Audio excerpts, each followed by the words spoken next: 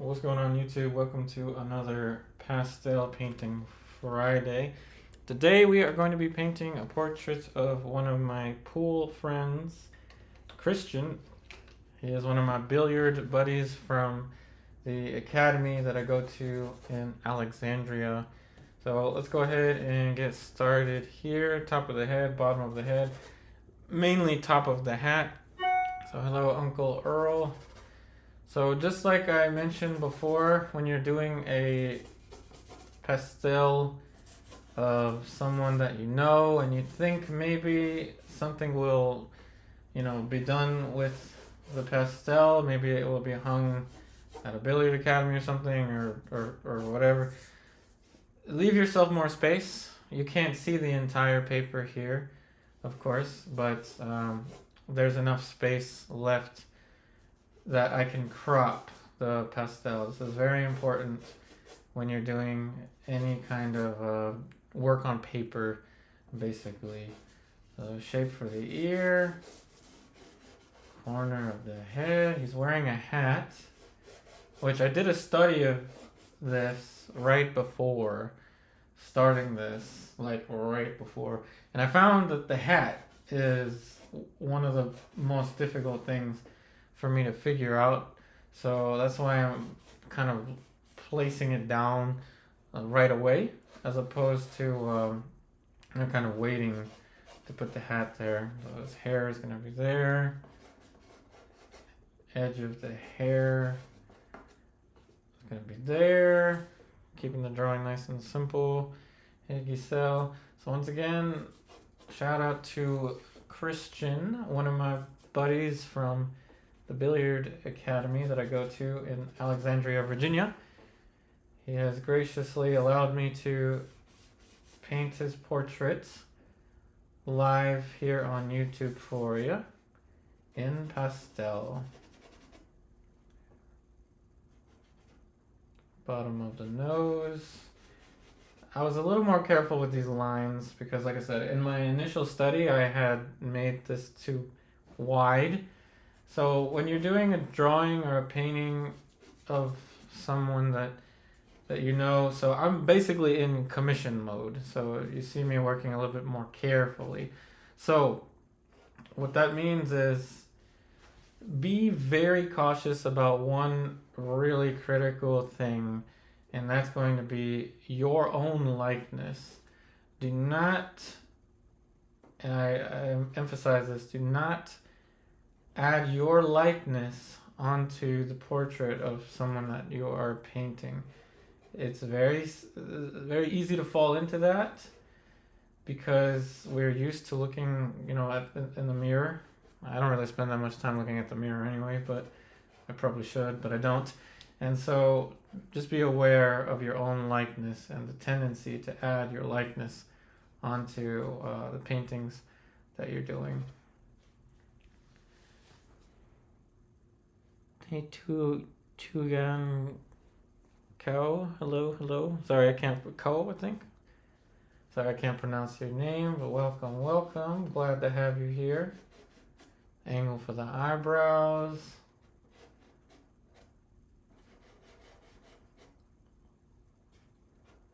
I'm working on felt gray colored pastel.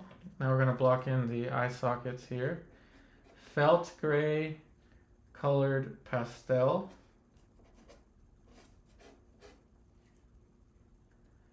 Paper, felt gray pastel paper, Canson Métiance. I don't know how to pronounce that. After 16 years, I still can't pronounce that word. I should probably look it up. Might be useful. Cast shadow here.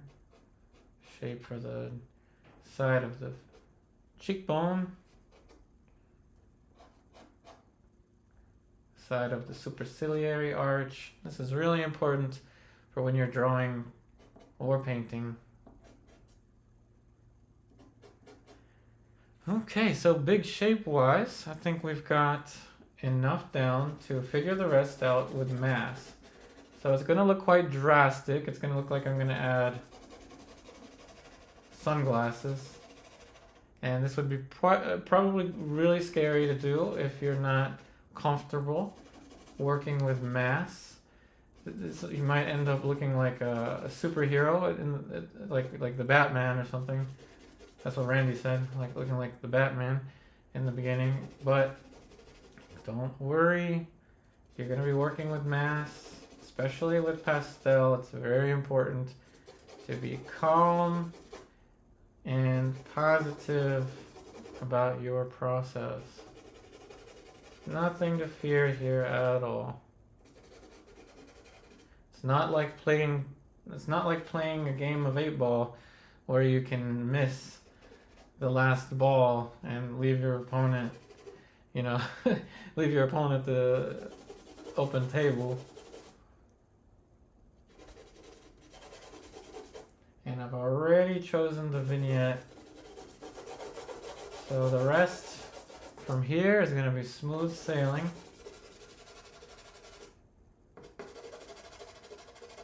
There's a sense of Danielle Vargula. There's a sense of calmness when you're working with mass like this, because everything is going to fall into place. Everything's going to fall into place.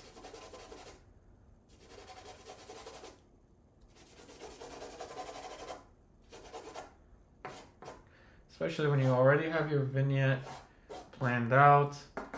You did a study ahead of time. Nothing to worry about anymore.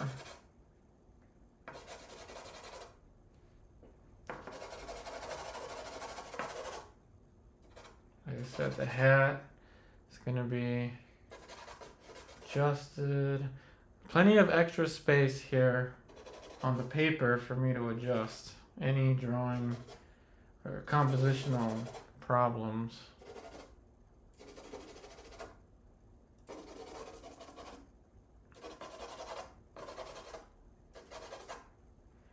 Okay, now we get to introduce some color. With pastels, you want to layer.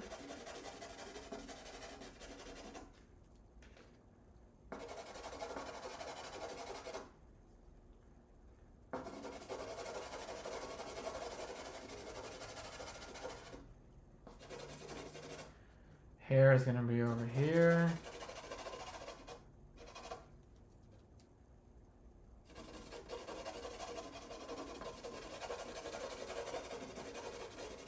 Layering the brownish color. Now let me zoom in a little bit. Now that we've got our composition figured out.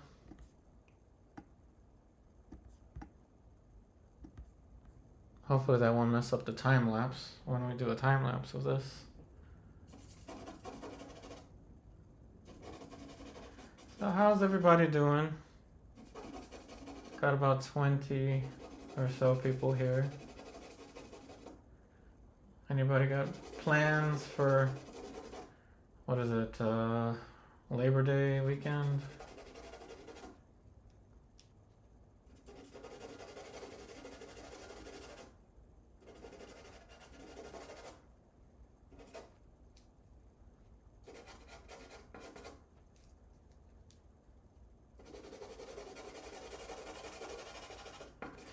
Yeah, this stage can be quite frightening if you're not comfortable working with mass. And I know I say this a lot, but there is an awkward stage, and in this case, it can look kind of robotic, like if you're not comfortable with blocking something in this way. It could feel like we're drawing the Terminator or something. Just don't be afraid of it.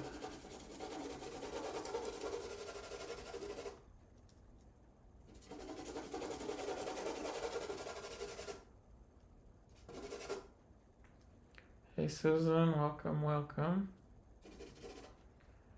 Okay, now let's add some pastel into the light.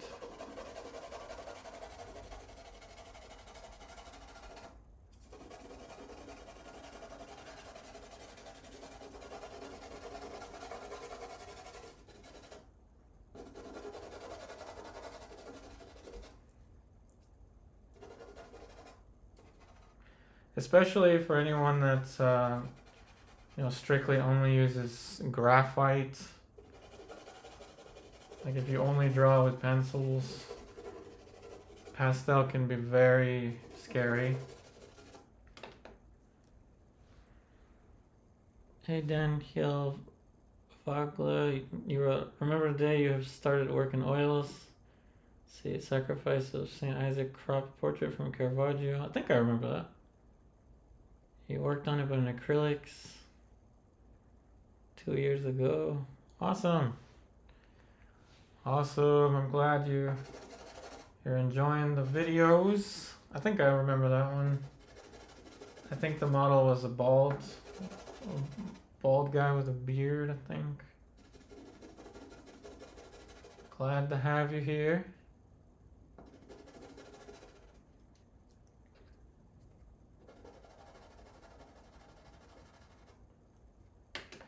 Simple straight lines and angles. No need for any detail. You may want to put detail in at this stage, but try to avoid it. Yeah, and if you want, we could do another Caravaggio. We could do a Caravaggio pastel or acrylic, or just, oil paint.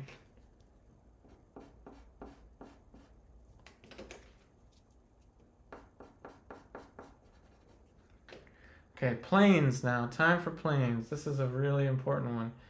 And it's going to look frightening. Don't be afraid to do this. I'm telling you. You're layering color. Don't be afraid to do this, everyone.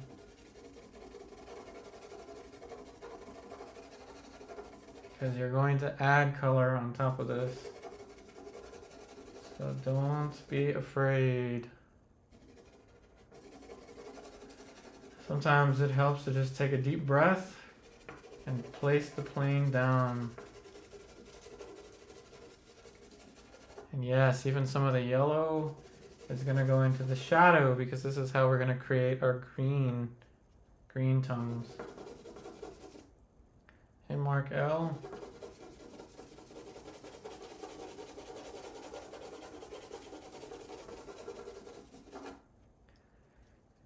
So yes, we're painting a portrait of a friend of mine from the Billiard Academy.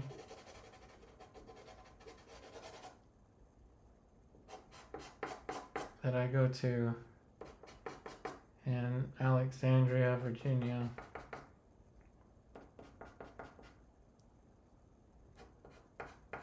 Some little accents there, not that they're that necessary yet.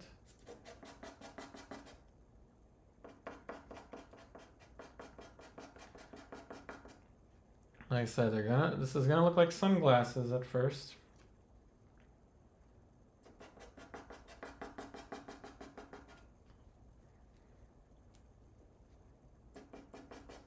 But this is how you work with math. Because you have to build your values, build your colors.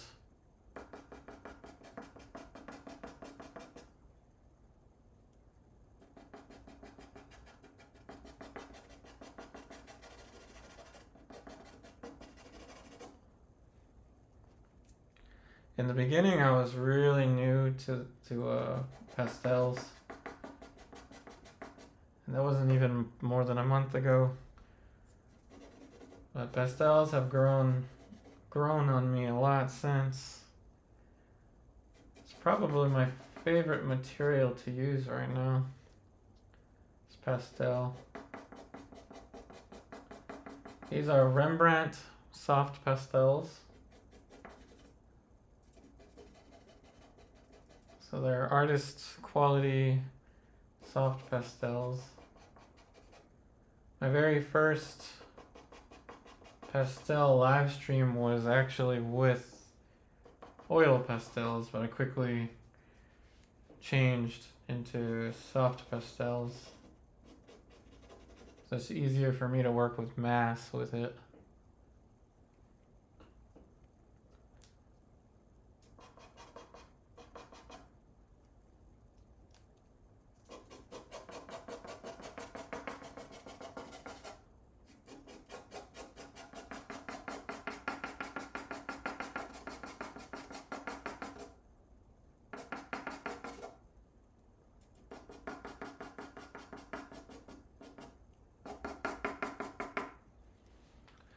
Okay, here we got a comment from Giselle.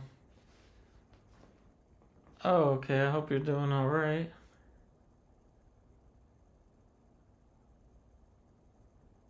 Oh, okay. Oh, I'm sorry to hear that. I hope that you're okay.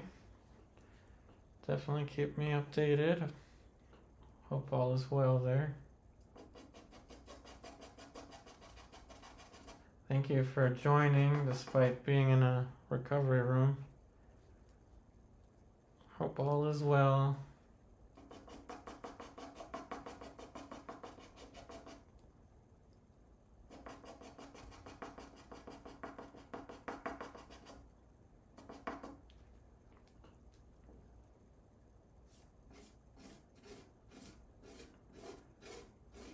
Don't be afraid to do this, everyone. You're working with planes. Don't think about this as a portrait. Think about this as a series of shapes.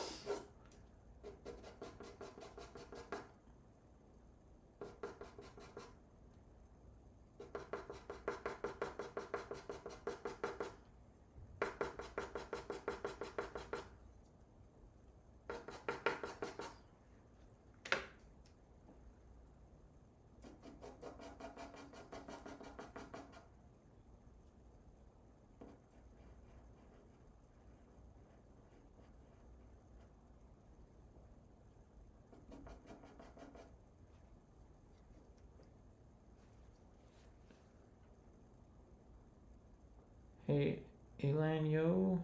Pastels have been your favorite recently too. Coming from a charcoal background. It is hard not to be scared. It is. Yeah, especially when you have around 30 people watching your live stream. But no, the fear goes away. I don't think. The fear is actually kind of fun.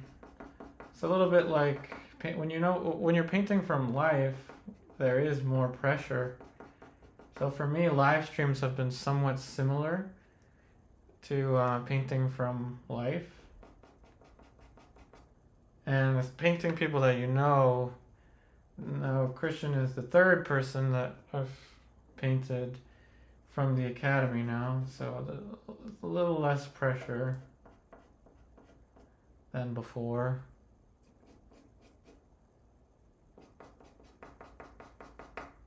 But yeah, the pressure is a good thing.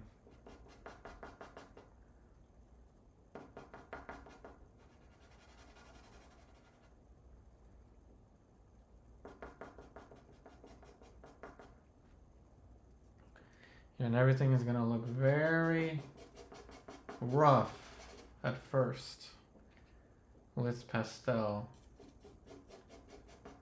It's kind of like the polar opposite of acrylic, where with acrylic you can just kind of get the right mixture and that plane is there right away. With oil paint you can do that too, but with acrylic it at least stays there, it doesn't move.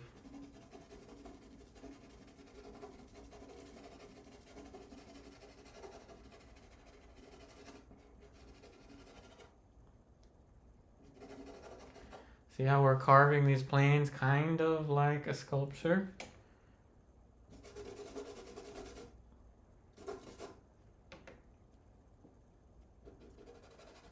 No pressure, no stress, total calm, relaxation.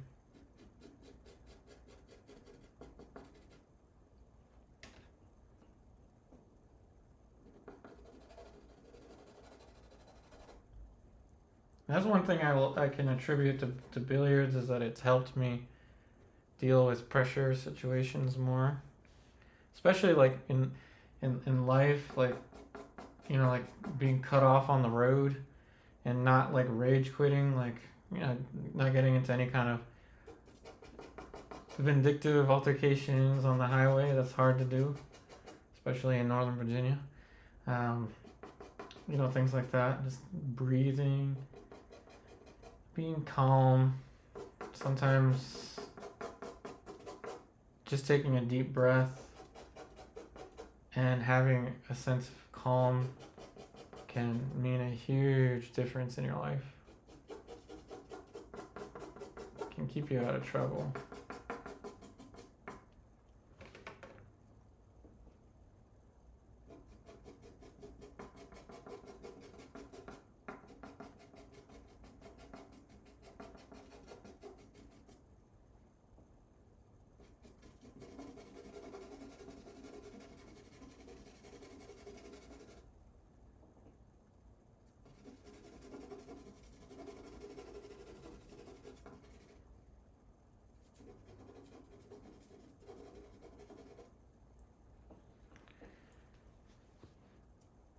Hey, moderator Bonnie M.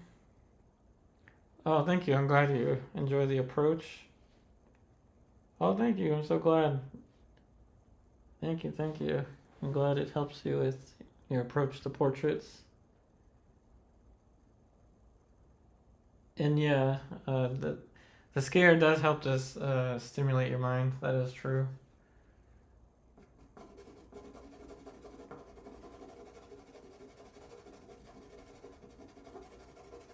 But know that with any material, it's a building process, but with pastel, it's literally a building process. You don't have a palette to work with, you just have the pastels. It's a very hands-on medium to use. Extremely hands-on.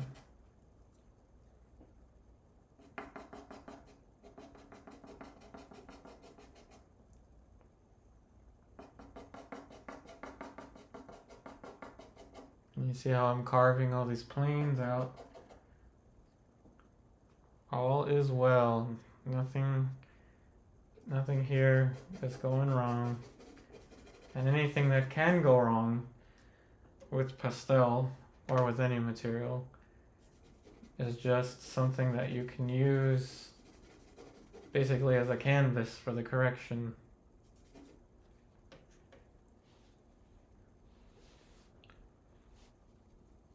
Thanks, Bonnie M, for tuning in. I'm here at the same time every week. Kind of sound like a stand-up comedian, but same time every week. Mondays is not a day that I'm here. Neither is Tuesday, but I'm here Wednesday, Thursday, and Friday. Friday is pastel. Thursday is acrylic, and Monday is oil painting. So a little bit of something for everybody. So I'm so glad to have you here. Bonnie M. Mark L. You wrote, why do you find this type of pastel better than oil pastels? I've never tried drawing with either, so I'm curious why you prefer this medium. And then Lee Archer wrote, there's nothing like soft pastels. I like these pastels better than the cheaper oil pastels. Doesn't mean that all oil pastels are less than this, but from what I tried out in the store, this was easier for me to mix color, and it wasn't as waxy, I guess the term is. It wasn't as waxy as the oil pastels that I was trying out were. I'm also on a limited budget, so I bought only individual pastels that I could use. So I have 5 pastels, which are listed in the description box. So I've got black and white, a red, a brown, and a yellow. I do also have a green, a light green, that I may only use for the background, if I do use it for the background at all.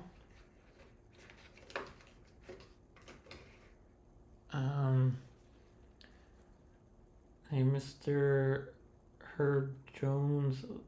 Sealing this type of art, how long does it last? Oh, it can last a really long time. I would suggest, just like with charcoal, the best thing to do is to frame it with glass. Cover it with glass. I wouldn't recommend spraying it That's what a lot of people told me to do with charcoal. But to be honest, it is a dry material. So really anything you do, like spraying something on it, will change it. Won't change it much, but it changes it enough that I wouldn't want to do that. But we can do a little experiment where we'll spray some pastels and not spray others and see how they do over time. But glass frame it with glass in the front and it will last. That's what I would suggest. No, this is not oil pastels. These are Rembrandt soft pastels, but they're not quite as flaky as the other ones. Let's see.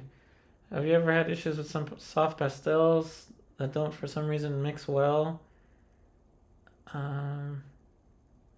No, not with these, but I did have kind of an issue with the cheaper oil pastels that I had. The black and the brown that I had, I think didn't quite. They were just. I think it was just too waxy for me. But no, I haven't had any problems where they don't mix. Haven't had that problem. At least not with these Rembrandt soft pastels. Remember, I'm not paid by any company or any entity other than YouTube, but I'm not sponsored to tell you what material is better than another. I'm just showing you what's working for me.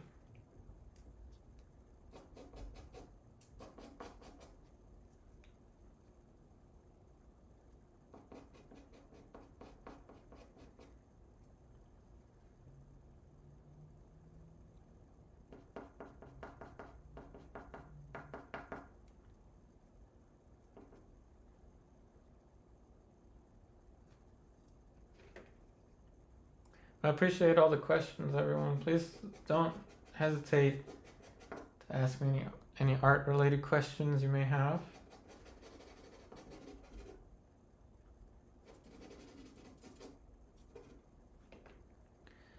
But yeah, don't get caught up in the fear aspect of working with mass like this.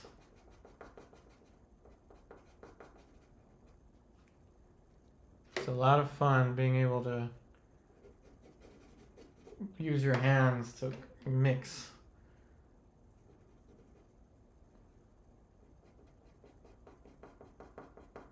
Okay, this is the most hands-on material, in my opinion.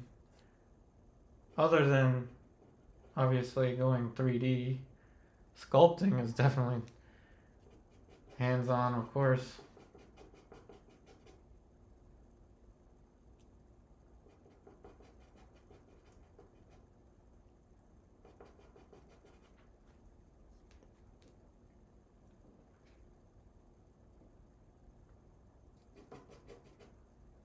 Yeah, of course.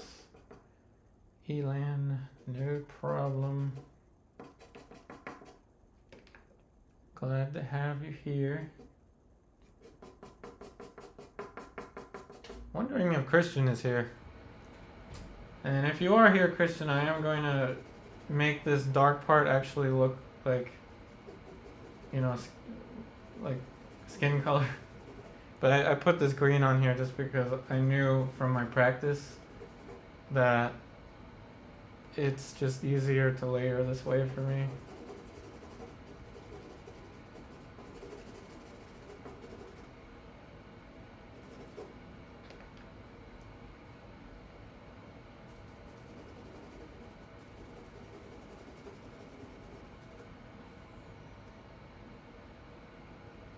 Here's where it can get a little tricky, is mixing colors for the shadows.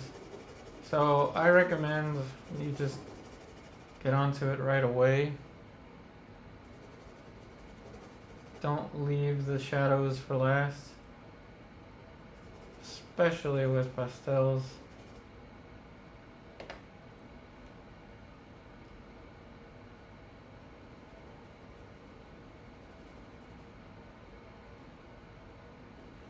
I also tend to use yellow ochre a tad bit more than the white pastel.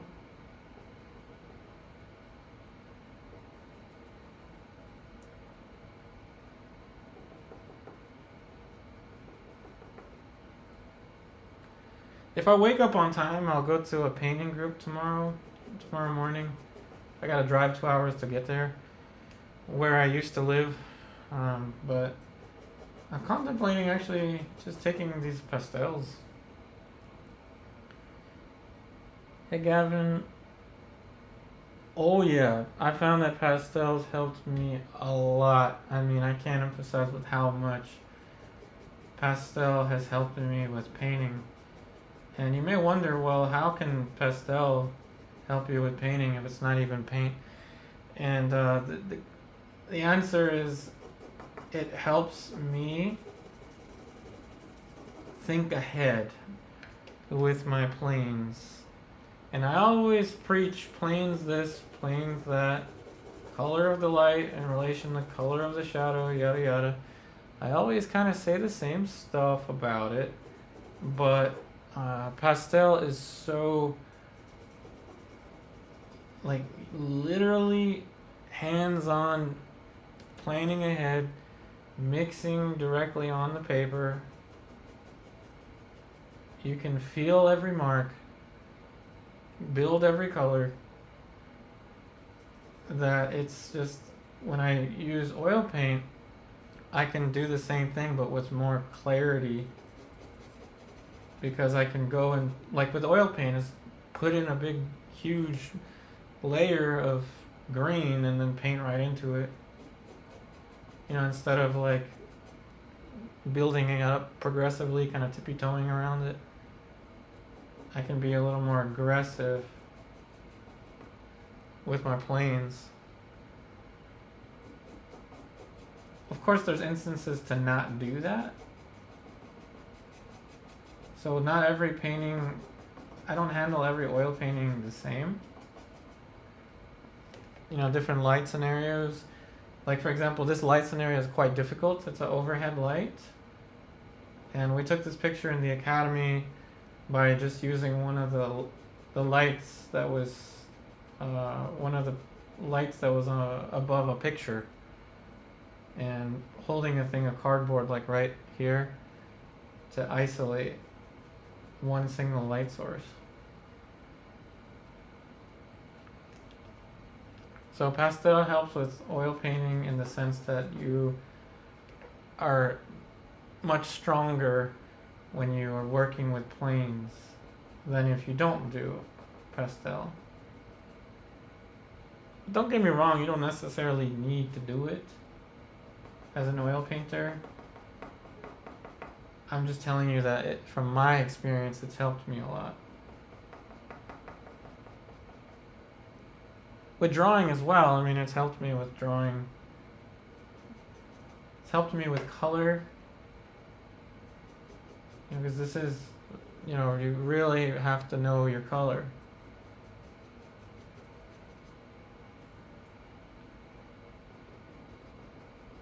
And like I said, I only bought 5 sticks of charcoal. I buy these sheets of paper individually and cut them up. So not a lot of money is put into this. I don't have a lot of money, period, but you know, this is something that anyone can do. It doesn't cost too much. I really don't suggest buying a huge kit of pastel until you've tried at least a couple of the pastels first. I'm fairly confident that I could spend the money on a set of these Rembrandt pastels now that I've used them.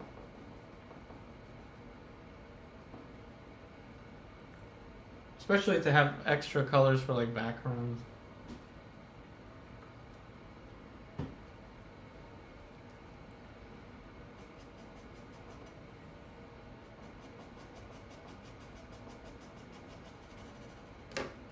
I want the shadows to be nice and rich.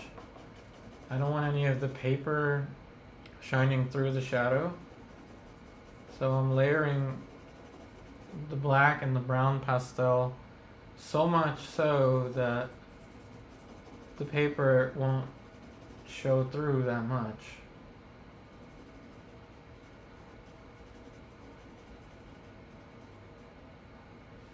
It's one of the things I've picked up recently with pastel. Excuse me.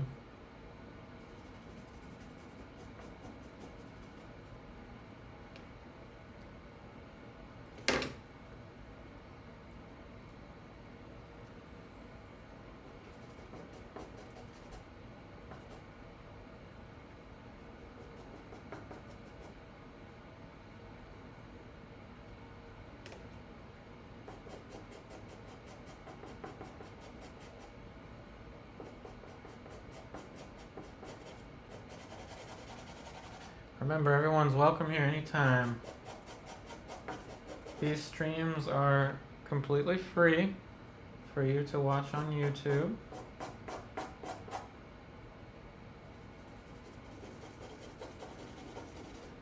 We're here 3 days a week. Approximately just under 9 hours of painting footage for you to watch every week. 3 different materials. So a little something something for everybody. And you get to see how I evolve too. When I first started my this new schedule about a month ago, I feel like I just wasn't quite as strong with my colors, with my mark making, with my shapes, and now I feel way stronger than I did back then.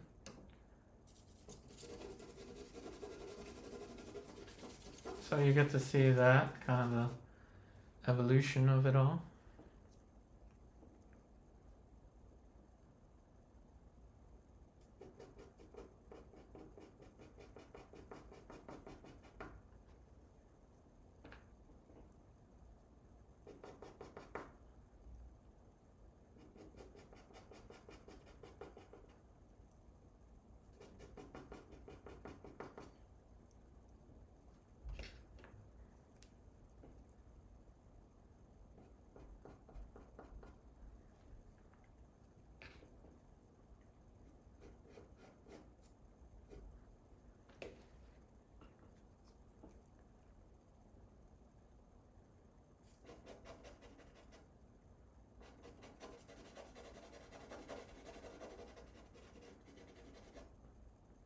Now we're going to work our way into the eyes,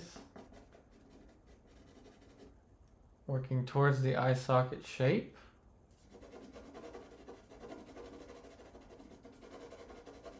And I don't think I've used white yet.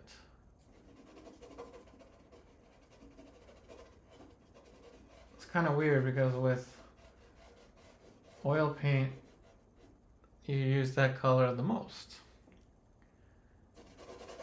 But because I'm working on a gray, relatively kind of cool tone, I don't necessarily have to. Because the cool color of the background, this is my favorite paper to use, by the way, for portrait, is Canson Nuance pastel paper. My favorite color is the felt gray. Excellent color for portrait. From all the colors I've tried, this is the best. And this is probably what I would tone the canvas for an oil painting.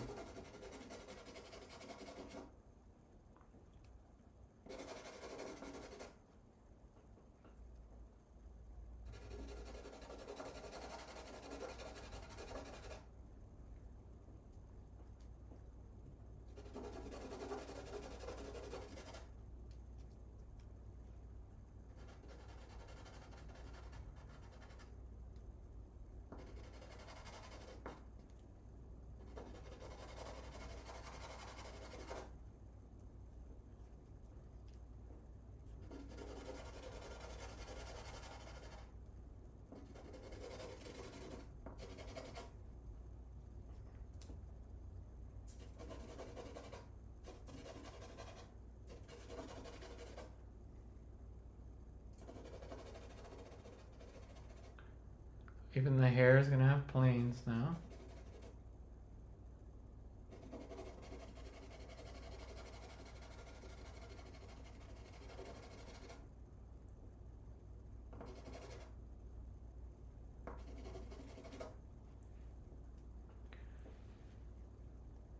So let's see. Giselle, you wrote, seen people fix their soft pastel drawings with hairspray, and heard water soluble oil pastels never dry, so they will remain workable. Well, that's good. Yeah, I mean, like I said, I'm really new to pastel, but I have used other dry media like charcoal for years, so I know that from my experience, the fixative does change things. But yeah, that's interesting that the oil pastel is never dry after being sprayed.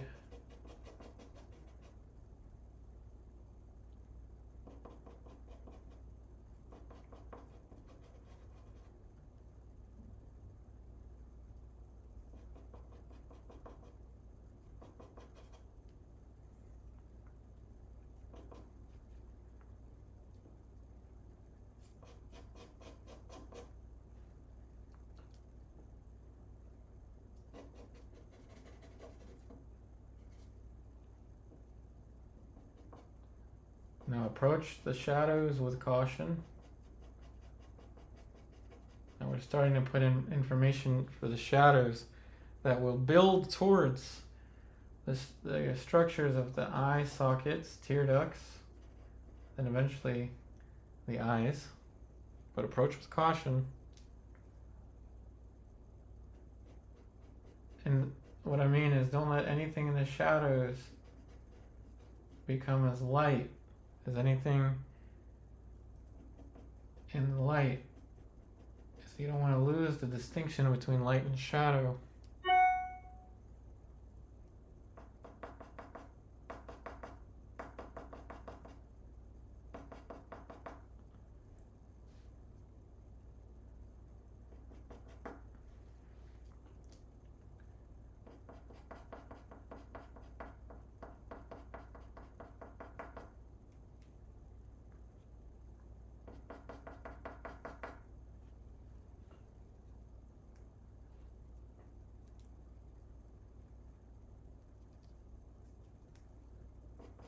And I tend to have the pastels kind of like this in my fingers. So it's just kind of easier for me to move them around. Kind of like having different brushes in your hands.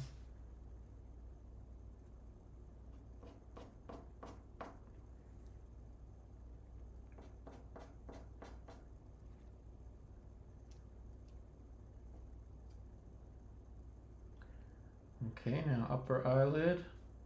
Quite close to the eyebrow, tear duct fits about here. What you do to one side, you want to do to the other immediately. Tear duct, follow that point. Pathway between 2 points is a line. A line has an angle with respect to everything around it. So that's an angle that we can use. So the angle of the eyes. And you don't necessarily have to get a protractor out and measure what that angle is exactly. What's more important is that the angle fits in relation to everything around it.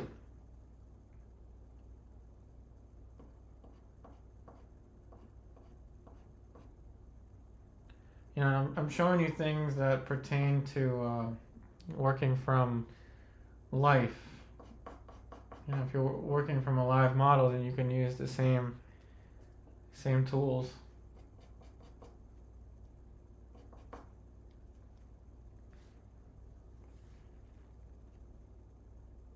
Giselle, did I get any feedback from the subject of yesterday's painting? I think yesterday was the sergeant. I think you mean when I painted the wheats. the other member of the academy.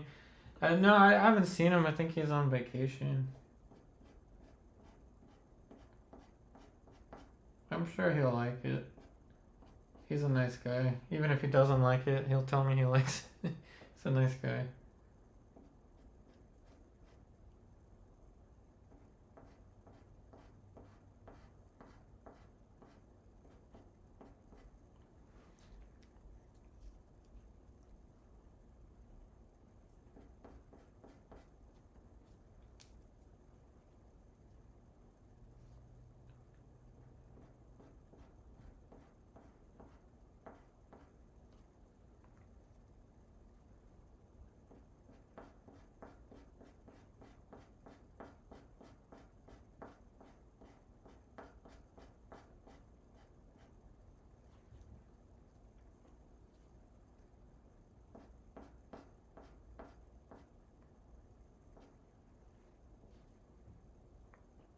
So I'm making sure that the relation between the eyebrow and the upper eyelid is as correct as it can be, because that's really easy to mess up and I don't want to mess it up.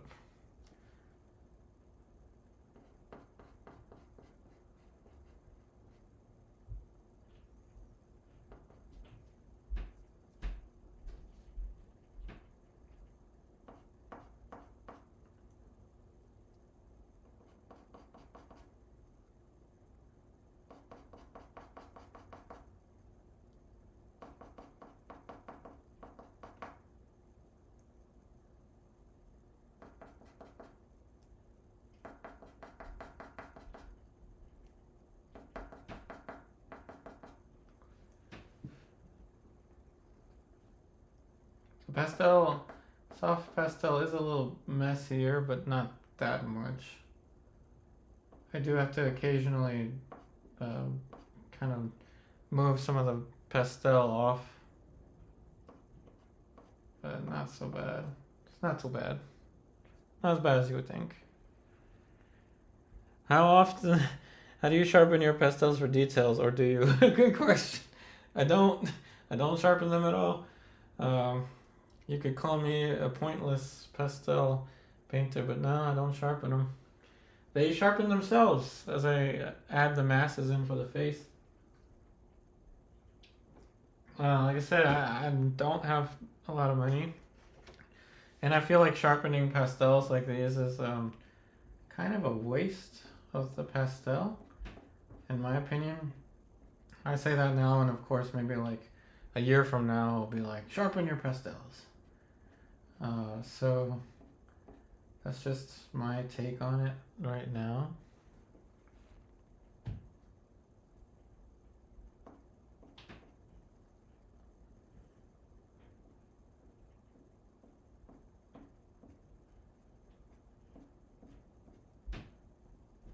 This is the greenish color, because it's not quite as light as white. So I know I can use it.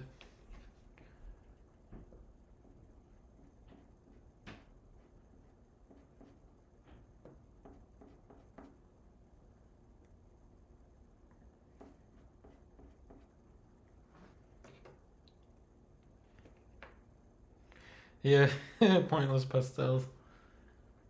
That's the oldest trick in the book. What do you call oldest joke in the book is, what do you call a drawing done with a dull pencil? Well, I guess you call it pointless. Yeah, yeah, I know. Yeah, it's the oldest joke in the art world, I think.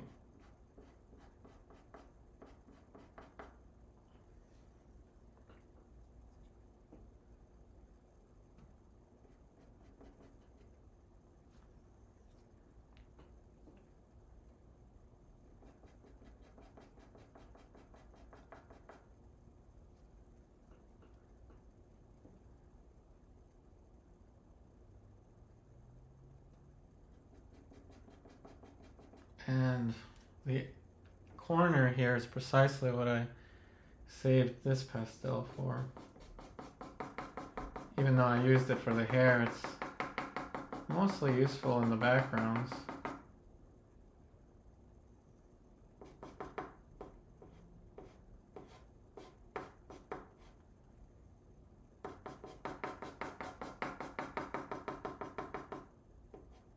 You know how I hate when things match perfectly, so I'm making sure that the bottom of the chin doesn't match perfectly with the edge of the hat. But this is great. I get to paint real life people that I know. I mean, not from real life, I wish, but from at least pictures that I took as opposed to, pictures from the internet.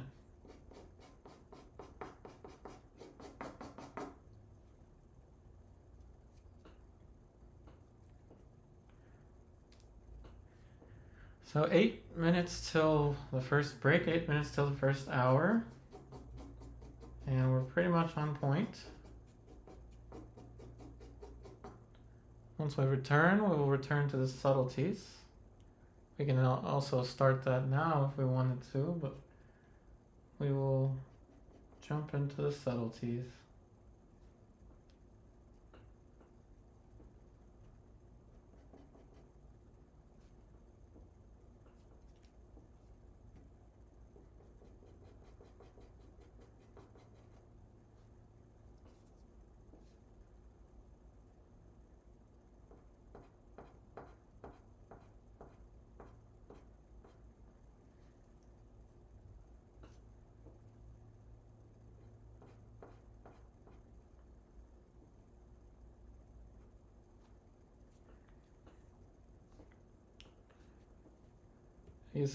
Did you do 2 hour study on him before? I did just like a 45-minute study. I was actually in the pool academy right before this with Hugo, because Hugo was of course allowed to go to the academy with me. I was actually playing pool with this guy right before this. He beat me in a game of 8-ball. Very good player.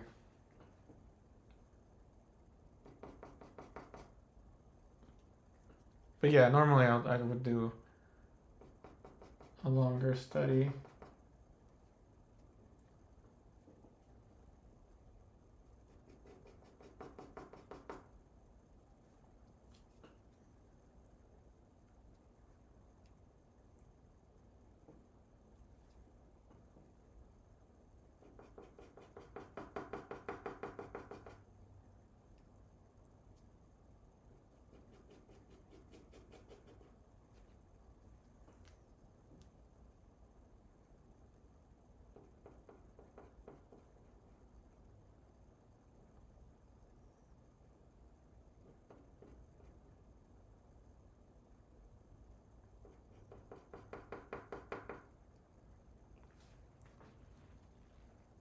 Hey Markel, no worries. Hope you have a good night. Thanks for tuning in.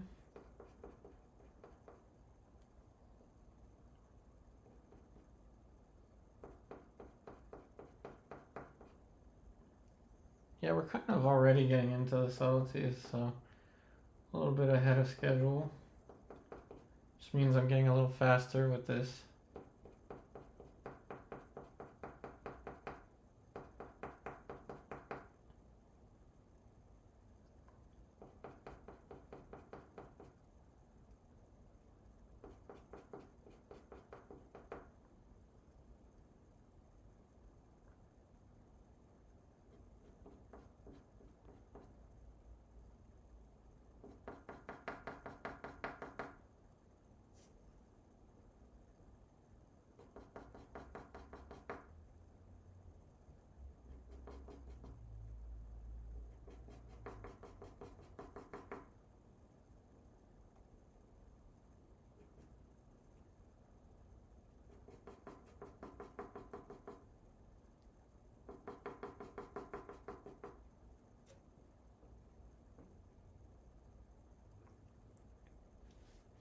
Hey Giselle, it seems pool is all about just about physics and angles.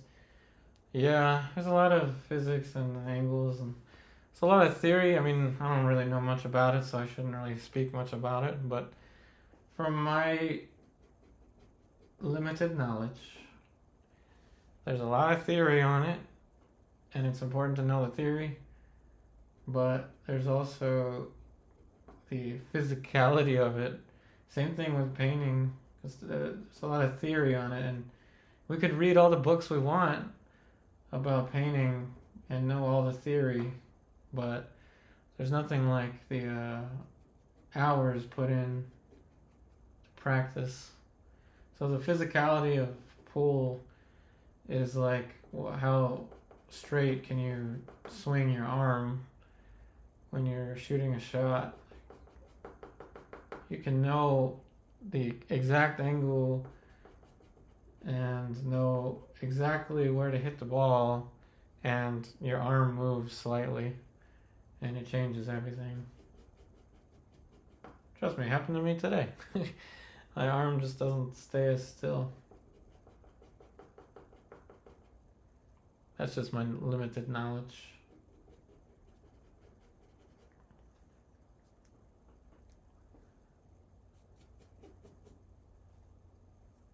But yeah, definitely a lot of physics.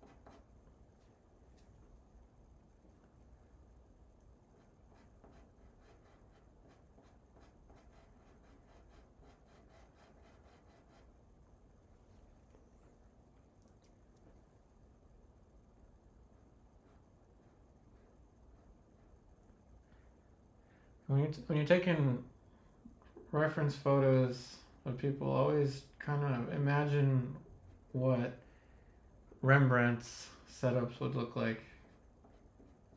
Photography, I feel like a really good fashion photograph seems to try to eliminate shadows. Painters, we try to create shadows. So try the best that you can to isolate the light, single light source.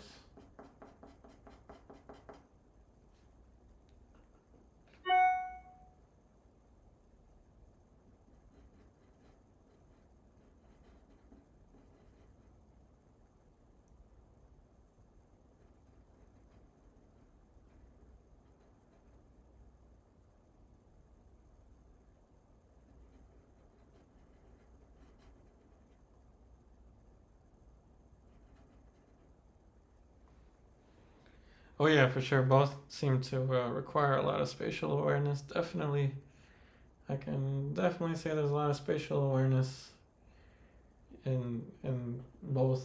Definitely. So that is the first hour, which means we are now going to take a break. And I know a lot of you may be tired of the same video of Hugo, but I have not quite put together another one. I need to put together another one of Hugo so you can have another video to watch during the break. But we will go on break and return in just a couple minutes.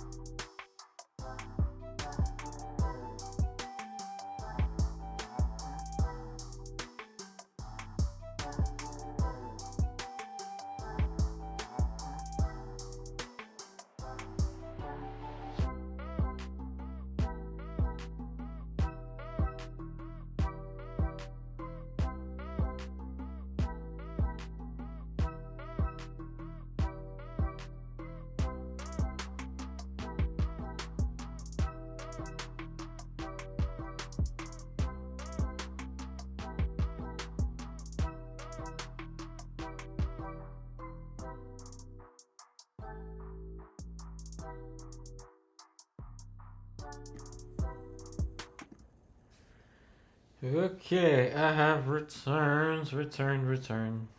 Hopefully everybody's doing all right. Hopefully you're not too bored of the painting. Let's see here. Anything I missed? Oh, thanks, Giselle. Okay, so what do you say we continue now with the subtleties? So I'm going to still work around here.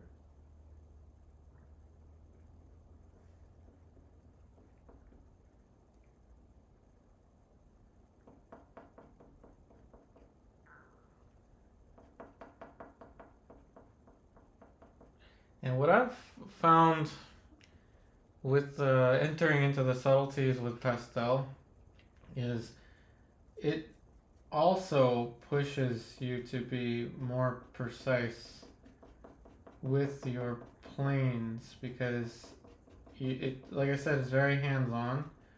But just like I'm adding this red here, you're filling in, you're creating the subtle plane by mixing it directly, as opposed to like with painting, like oil painting or acrylic, you have the comfort of mixing it on the palette. So here everything is just hands-on.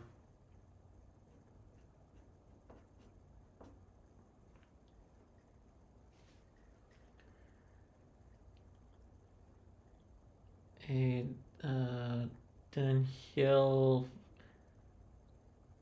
Fogla, he wrote time again for Caravaggio, but in acrylics. I don't have this pastels. I'm happy with acrylics plus oils. Ink gouache. Oh, thank you. Yeah, how about that? Let's do that. We'll do Caravaggio and pastel. We could do that for sure. Doing a live stream. See ya. Okay, so let me write that down. So Caravaggio,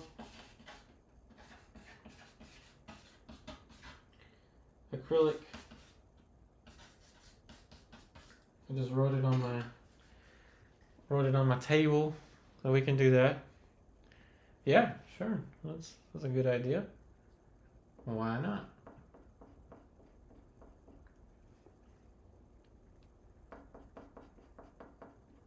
Maybe we can do Caravaggio in acrylic and Rembrandt and pastel. That'd be kind of fun.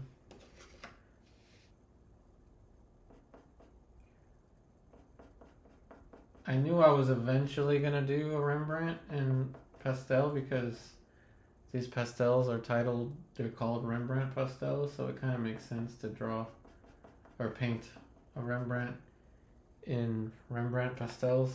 Just kind of makes sense to me.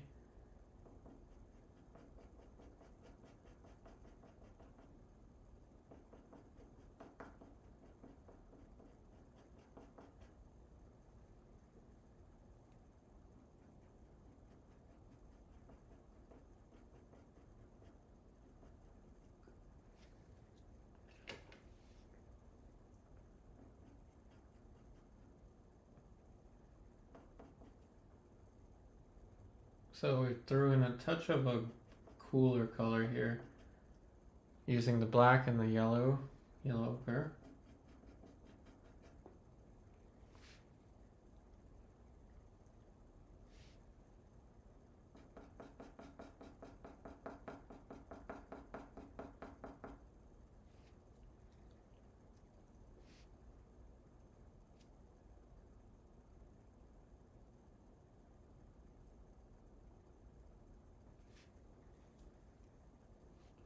It's kind of funny. I noticed a lot of people join during the break when Hugo is on the screen, and then they leave when I start to start to paint again. I'm wondering, we should just do live streams of just Hugo. I'm thinking of setting up his own kind of platforms. He does have an Instagram, but I'm thinking setting something up for him. Maybe his own Patreon. He can, help cover the bills too. Even the Shiba Inu is contributing to the rent. That's a highly, highly functional family there. Thanks, Hansel Dog.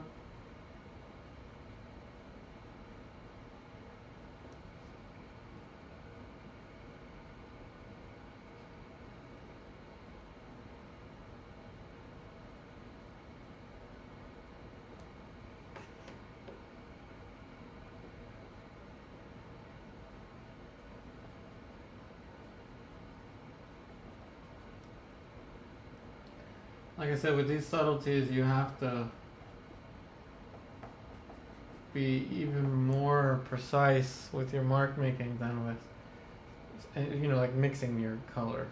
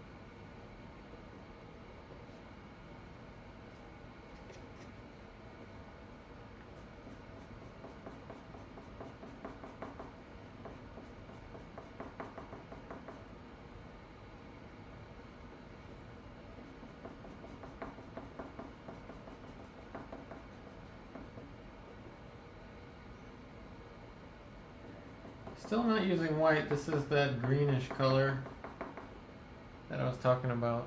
So we have a whole range of value available with very limited color.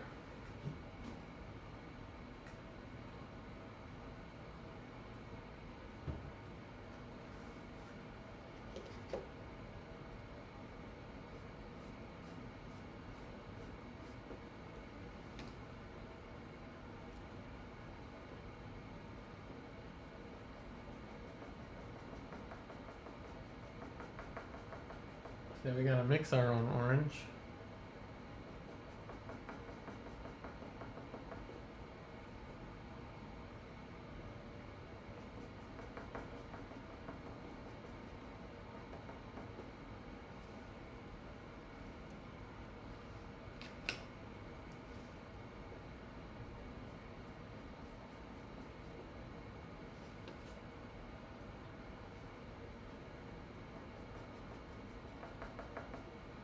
So someone commented about Caravaggio with acrylics. Are there any other suggestions that anyone has? Something that you want me to paint specifically? Of course, something that I can do on YouTube.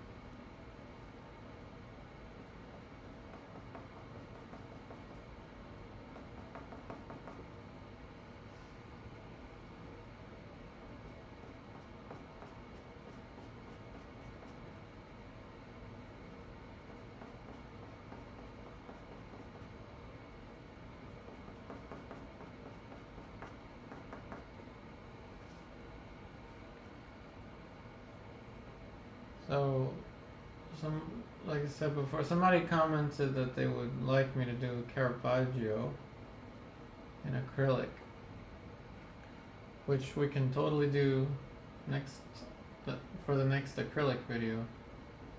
But are there anything that you would want me to do? I'm thinking a Rembrandt pastel, just because these are called Rembrandt pastels. So it kind of makes sense.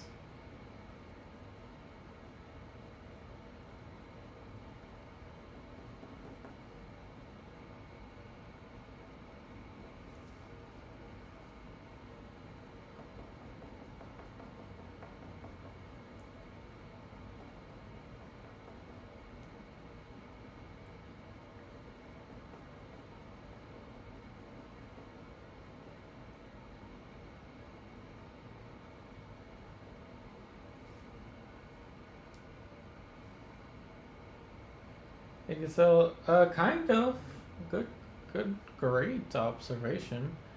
I am kind of using the Zorn palette. I have black and white, yellow ochre, red, and black. Yeah, essentially, yes. I am using the Zorn palette.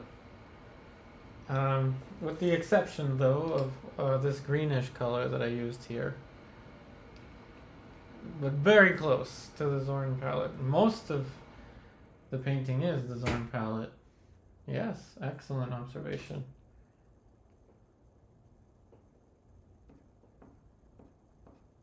Brilliant observation, actually.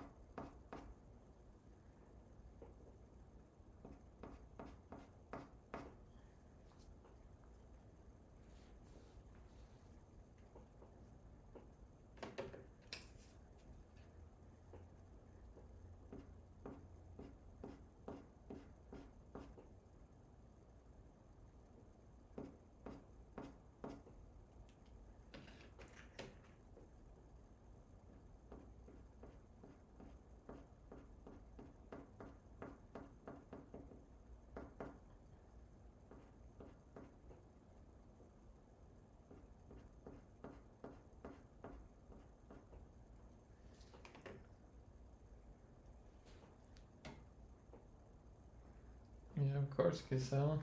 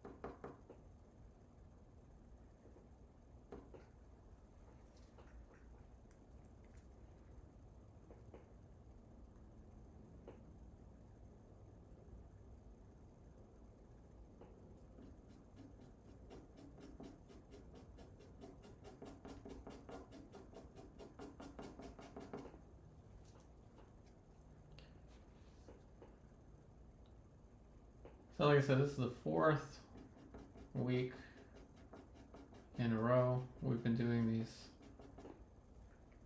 3 streams a week.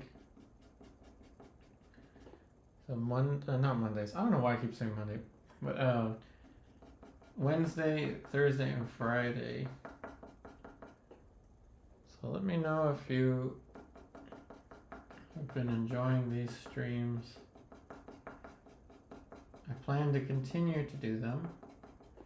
I've finally kind of gotten into a routine again of doing these live streams. Soon we'll have some art prints. I was supposed to have them today, but had some delays, particularly with my photographs, but we will eventually have things like prints and stuff, like prints and maybe like stickers for sale, stuff like that. So this is just the beginning.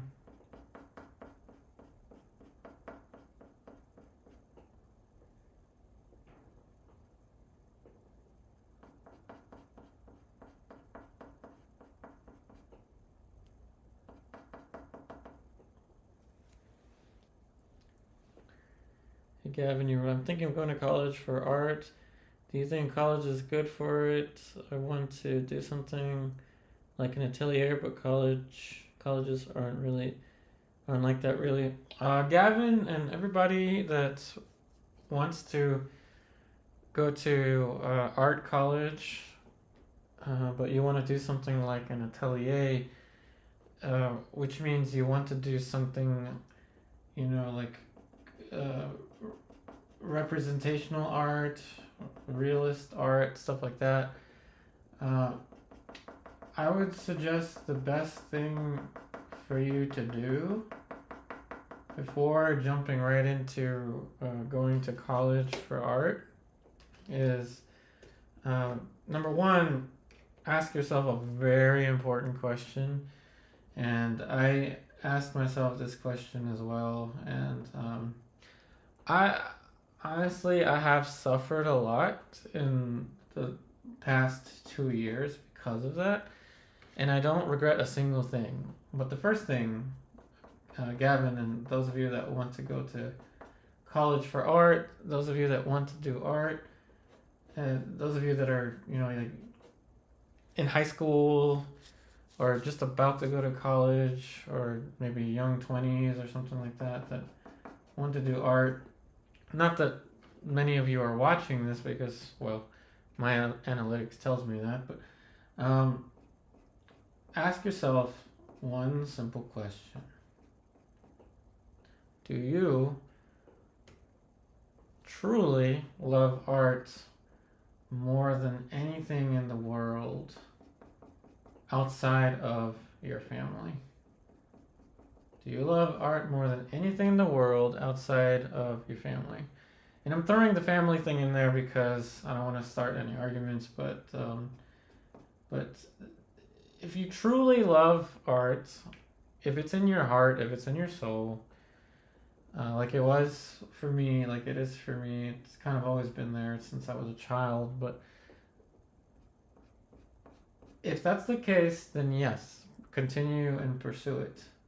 But, if anyone's doing art because maybe it seems like a cool thing to do and it's not like you're truly passionate, like super, super passionate about it, then I wouldn't suggest doing it. But one thing that is important to know is that art students tend to put in more hours on their homework, typically, at least statistically.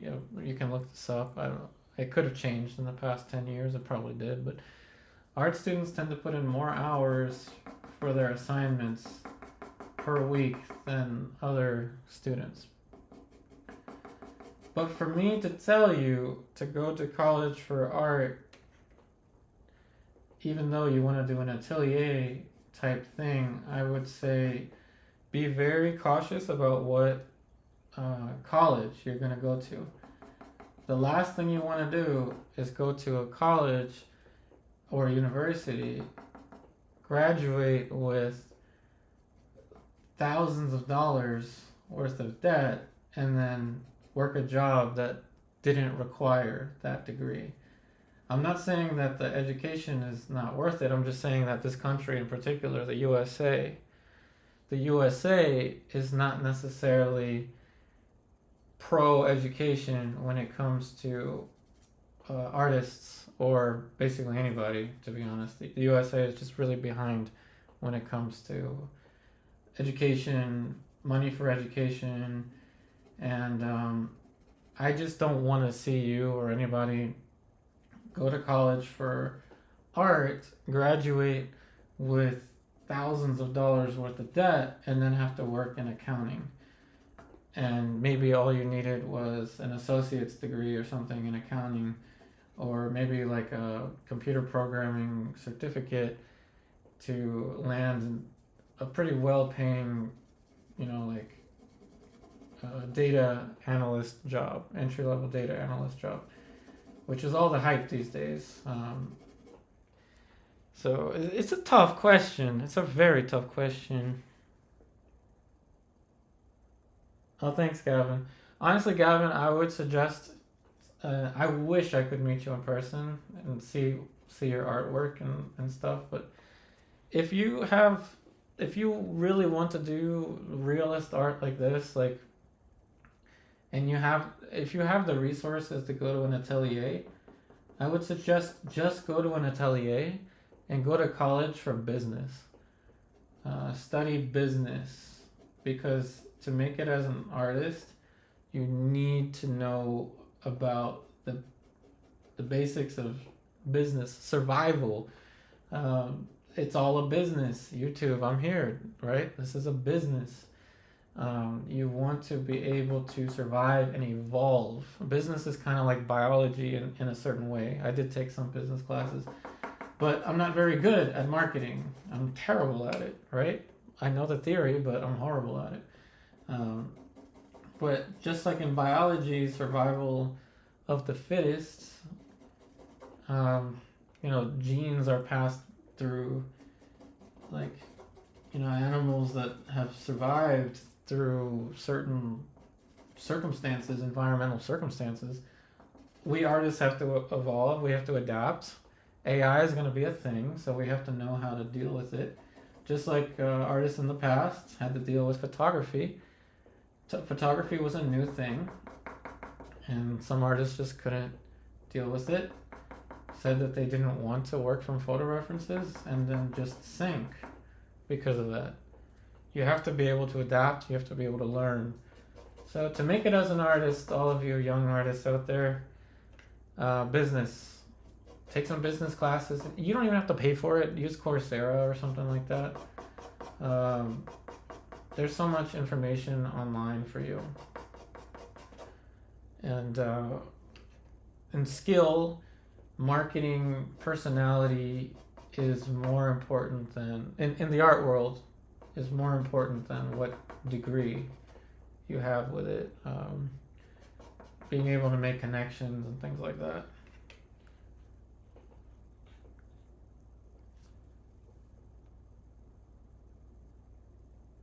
Let's see. Hansel Dog, you wrote, "Are you all in for art?" Gavin, you believe so? Yeah, it's the only thing I can think of doing in the future. So yeah, I mean, Gavin, just hit me up on my Patreon if you want to. You don't have to pay anything. I think you can message me on there. I hope so. And we can have like a chat, like get to know you, like what your experience level is, what your goals are.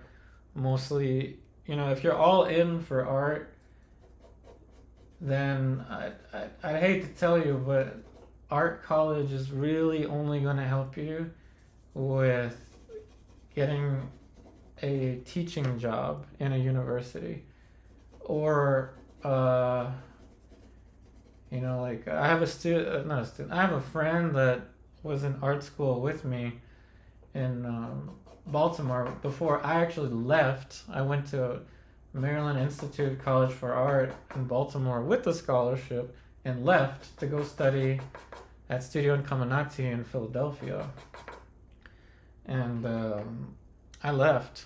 I left the scholarship and everything, but maintained the friendships. And my one friend that went there, she got a job working with patents. And she's got like a really high paying job. She married an engineer. They've got 2 kids, a minivan, all that stuff. They're eating, they can afford to eat Wagyu, Japanese A5 Wagyu steaks, and play slideshows of their kids growing up on their big screen TVs. I've seen this in person, and it makes me kind of sad a little bit, because I really thought that she was all in for art, but she finished her degree she finished her Bachelor's of Fine Arts in painting and art history. I think she double majored in painting and art history, and went on to get a government job, and is doing just fine. And she's even doing some local shows, some local exhibitions and things like that, which made me so happy to know. I was scared when I heard about the minivan. That scared me. but she did do some shows, and she's doing all right. But it's a scary world out there for anyone that wants to be an artist. And let me tell you nowadays, you have more opportunities than us millennials did when we were going to art school. Us millennials, unless we had artists in the family, had no support, almost no support. My mom at first really did not want me to do art. She probably still doesn't want me to do it, but I mean, she loves me more than anybody in the world ever will, and I'm thankful for that, and I feel the same way. But my mom definitely did not want me to pursue it. Basically told me that I was gonna starve, and that was before YouTube was a thing, like a major thing. You know what I'm saying? Like a major platform for artists. And my friend teacher Robin Fry told me something different. She said, if you love what you're doing, the money will come. If you love what you're doing, the money will come. And it's somewhat working for me. Somewhat. Not perfectly. Somewhat. Tough question. Toughest question I've ever had. And I really appreciate the question, Gavin. Yeah, business is a huge part of it. And you know, the fundamentals of business I think are the same, but the tactics are always evolving. Like, for example, I am not the smartest when it comes to marketing, like I always say. You know, I should be posting one short a day on Instagram, like one YouTube short a week at least on YouTube. I haven't been doing that, even though I have the capability of doing that. I'm going to do that. But, you know, just being ahead of the game, like knowing the business side of it is so huge.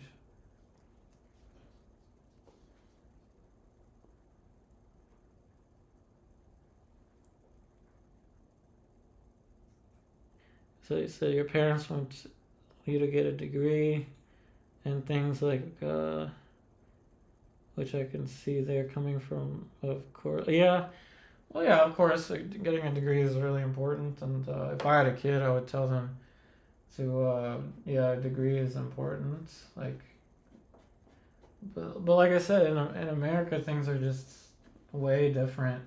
You know, we don't have as much funding for education here as, like, you know, someone in Holland probably has. So it's a little more difficult for us. And like I said, business, maybe take some courses in business and then go to atelier to learn your technique. Hone your craft in atelier or with local artists. And if there are any that are in your area, then use business and marketing classes to help you. But of course, you can get, like I said, I've seen it. Someone I know got a bachelor's of fine art, double majored in art history, and is working a government job, eating Wagyu steaks, driving a minivan, watching TV on big screen TVs, like living the money life with a bachelor's of fine art. Though she did marry an engineer, so that might have something to do with it. But I think she actually makes more than the engineer. I think. I don't know. I'd have to ask her.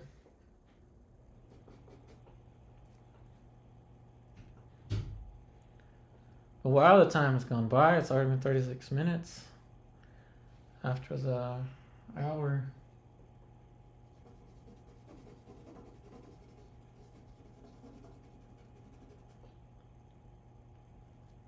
It's a tough world, but the you know, things like this, like YouTube, Patreon, there's so many artists here that can help guide you. I mean, if you were local here, I would take you on as a student, teach you everything I know. I was lucky, I did have someone do that for me as well. Paulden Hamilton. I owe him pretty much everything. And of course, Robin Fry, I lived with her in Philly. So I was super fortunate.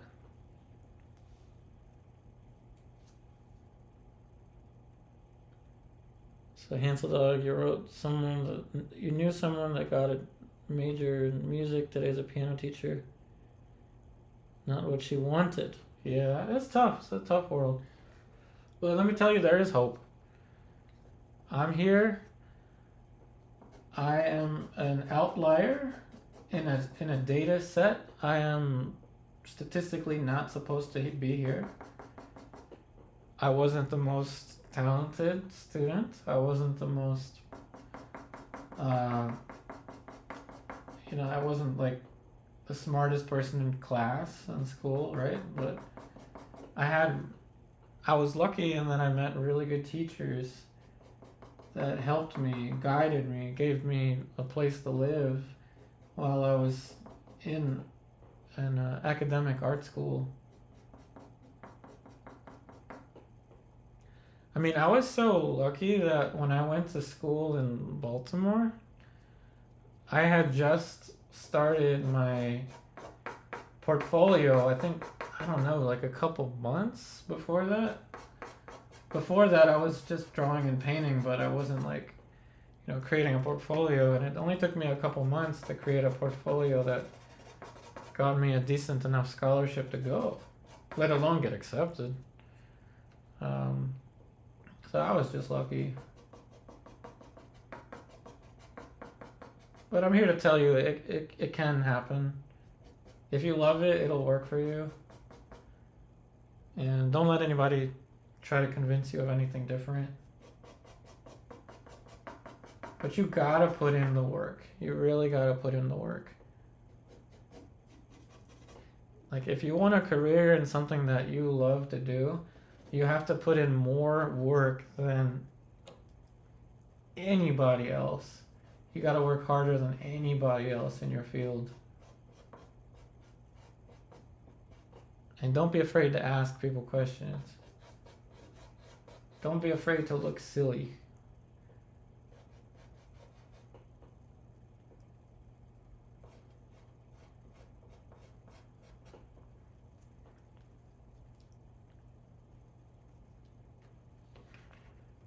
And I'll say it's definitely worth it. Like Hansel Dog said.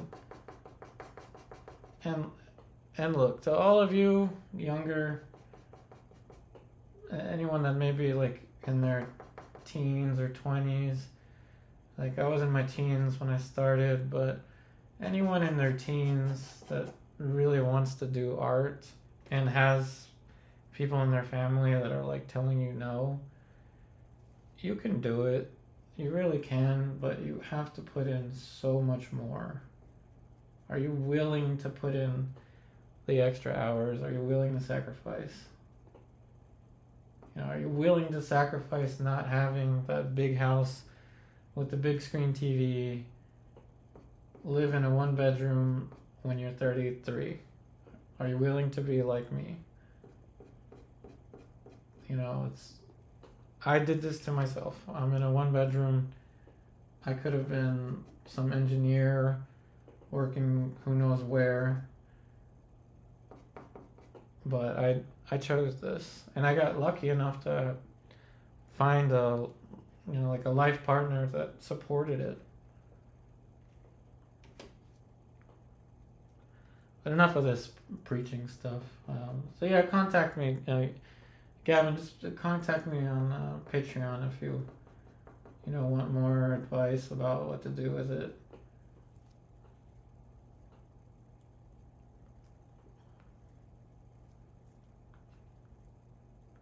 Every time I get into preaching mode, it takes like an army to shut me up.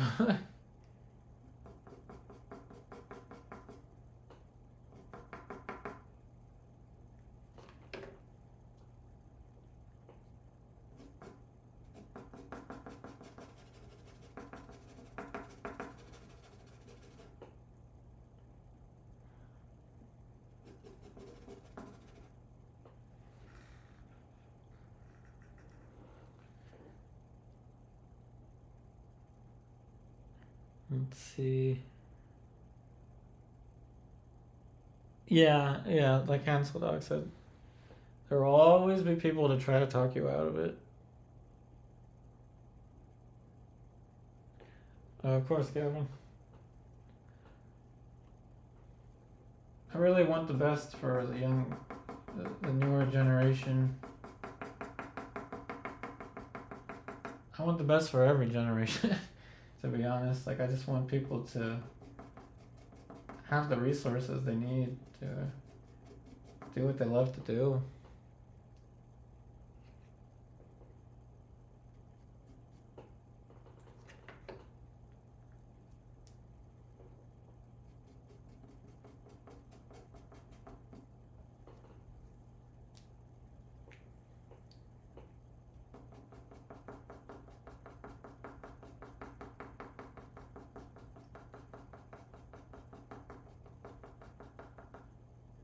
Well, I mean, let me tell you, I'm in a one bedroom, right?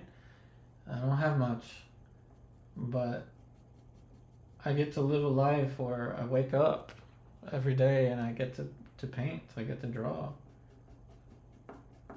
It's all I have to do. I do have a side job. I do walk my mother-in-law's dog. I trained. His name is Zorro. I trained him to. I helped him, not attack people and be calm and stuff like that. But all I have to do is paint, draw and paint. It's not the best living. It's almost not a living at all. But just being able to do this is like the greatest gift of all.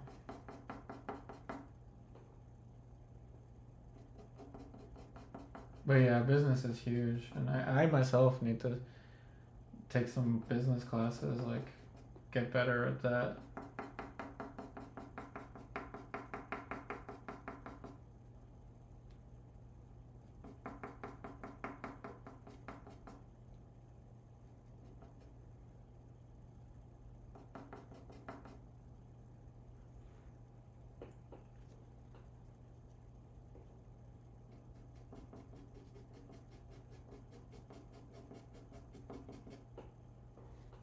But this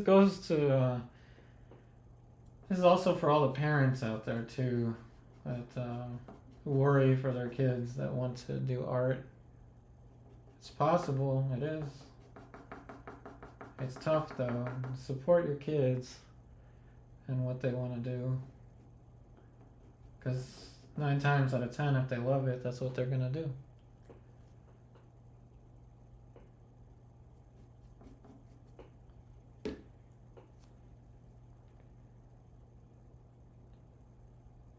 Hey, Uncle Ro, yeah, you can get each color separately from Amazon. Yep, I've got Amazon links to all of the colors that I'm using.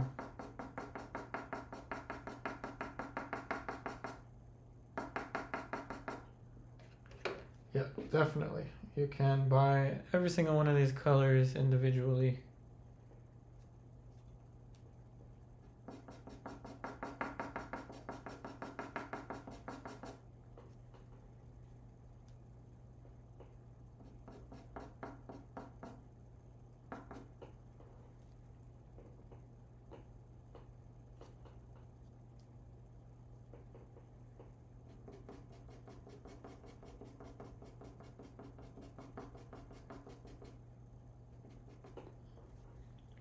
In the subtleties of the face, we need to overdo some things, like I overdid all of that, before we bring it back.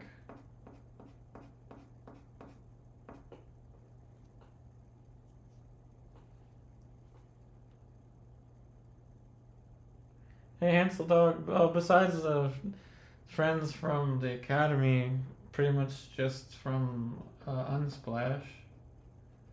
Or, of course, Google Arts and Culture for the old masters.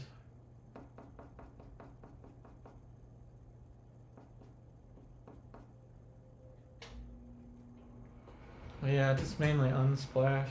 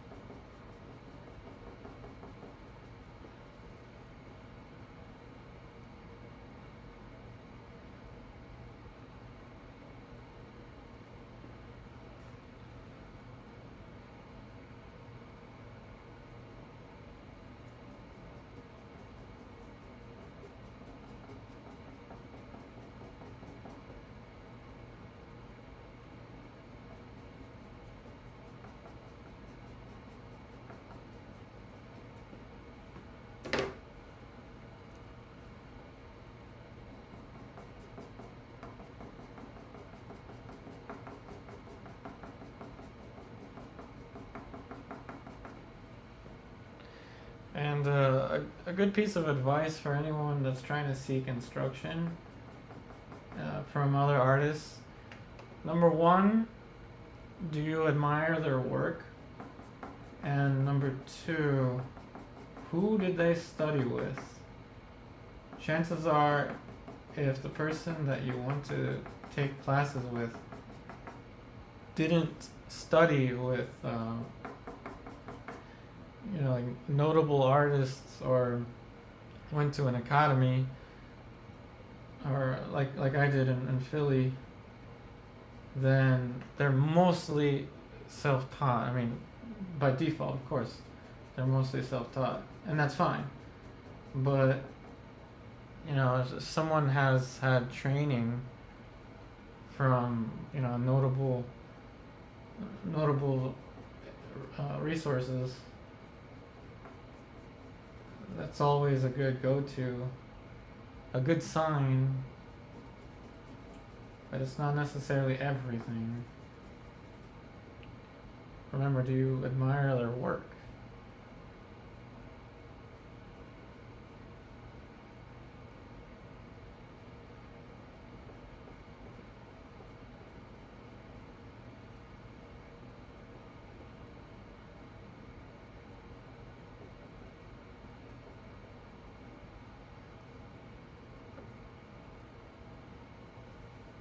Hey, Uncle Earl.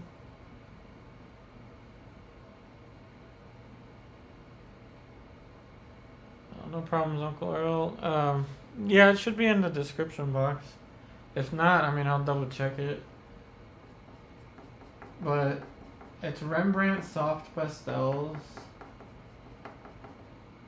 black, white, and I have a brown, but I'm not entirely sure what this brown is. I'm not that tech savvy either, but I have it. The color linked on there. I don't exactly remember what the name of this brown color is. I thought it was a burnt umber at first, but I think it's might be different.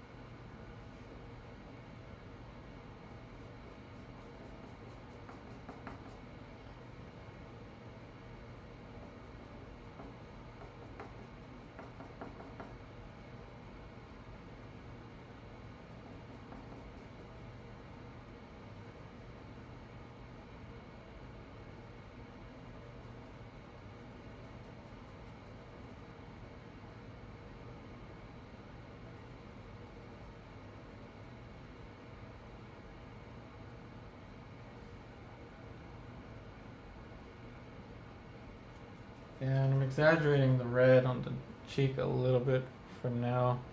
I'll probably bring it back later on.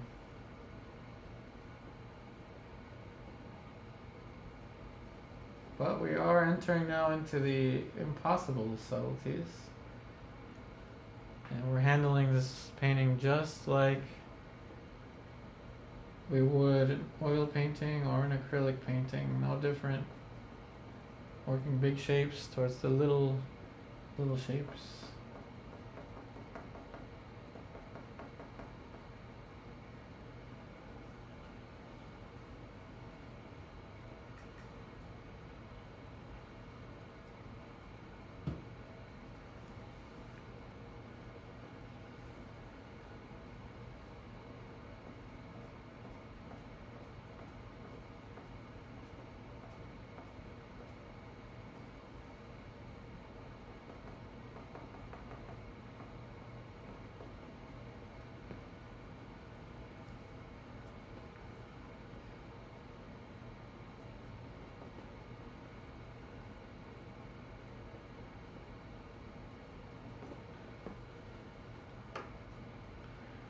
Hey Jonas, welcome, welcome.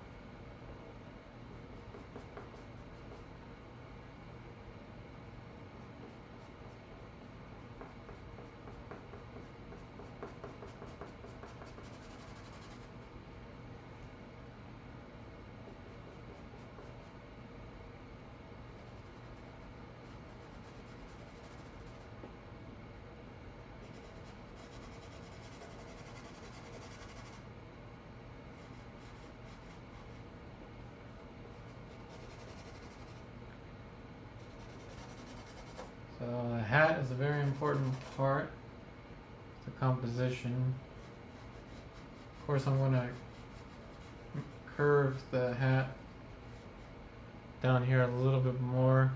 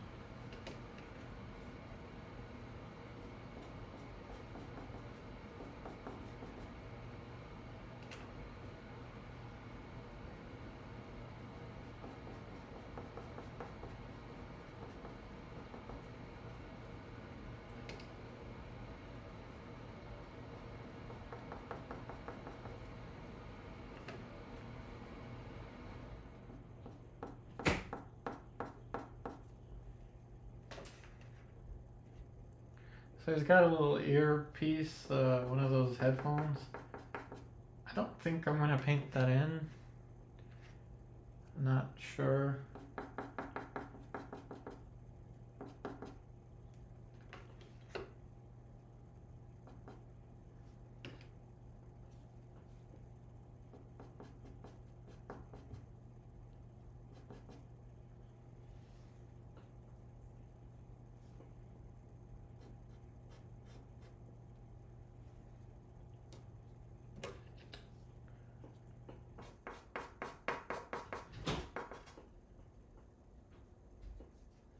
And of course I made the hat too tall, and at this point I'm not going to change the hat that much. I'm going to vignette it. That means the areas that you leave unfinished to complement the areas that you finish more.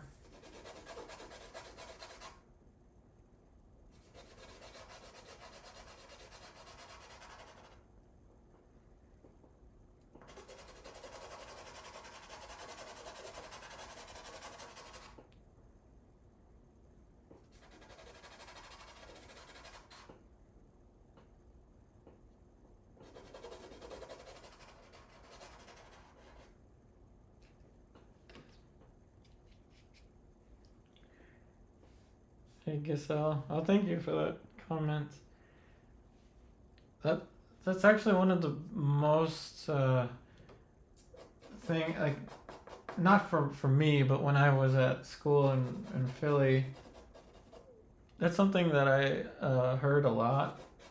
A lot of people say that, you know, when they would take a 3-day workshop, they learned more than they did in 3 years in art school. And you know, I'm not saying that art school is bad. I'm just saying that from when I was, you know, when I was college age and I went to school in Baltimore, that school really had nothing to offer me in terms of classical realism and stuff like that. But of course, that changed because two of my friends and my teacher Paulden even started teaching there, so that changed that school completely. But I don't want to get too much involved in stuff that I don't know, so all I'm going to say is just from my experience. That's what I've heard. But thank you, Giselle. I'm glad that you're learning a lot with these streams.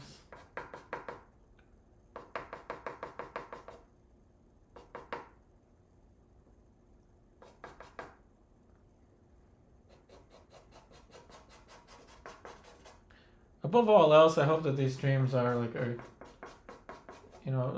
a pleasant experience for everyone.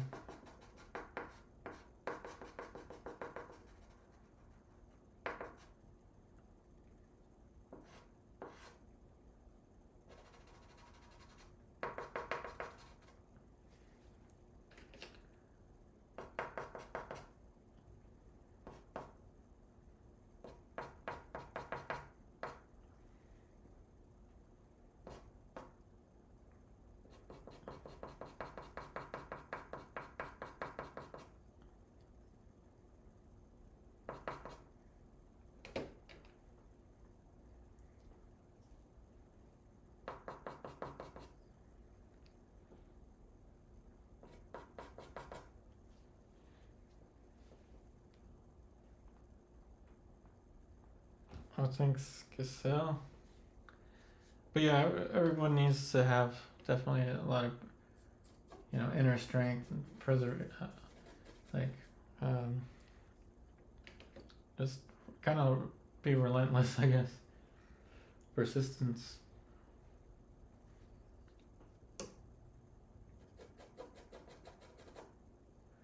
But I think that's actually the hour. Yeah, that's the second hour. Second hour just kind of creeped out of nowhere. So we will take another break, and of course, the Shiba Inu, Hugo, the one and only, the magnificent Hugo, is going to be there for you during the break. I've got to edit another one for you.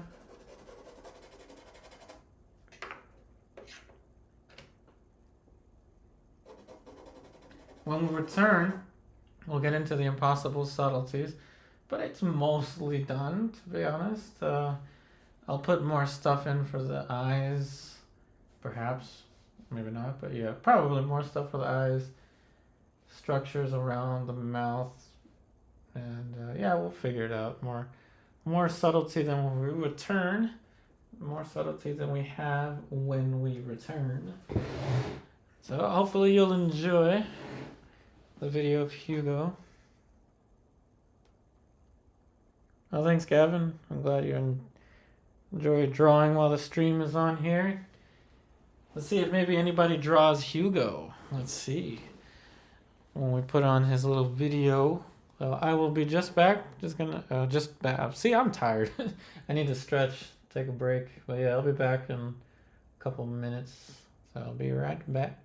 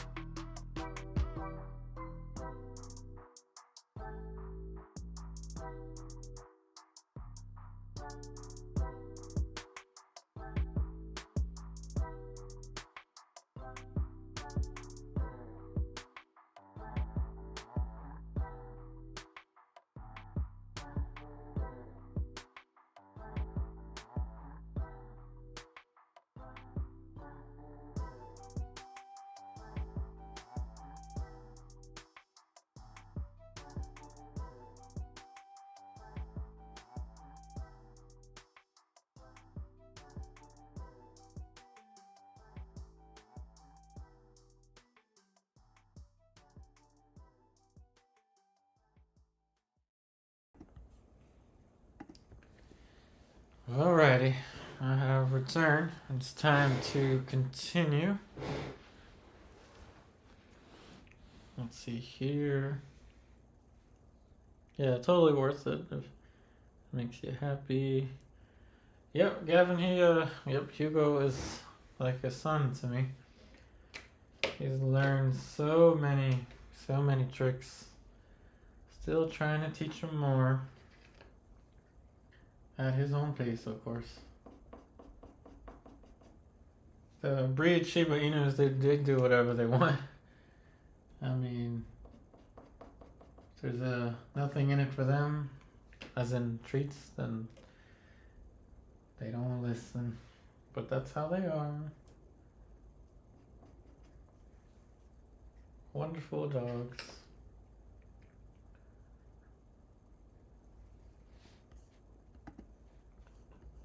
Time for the subtleties.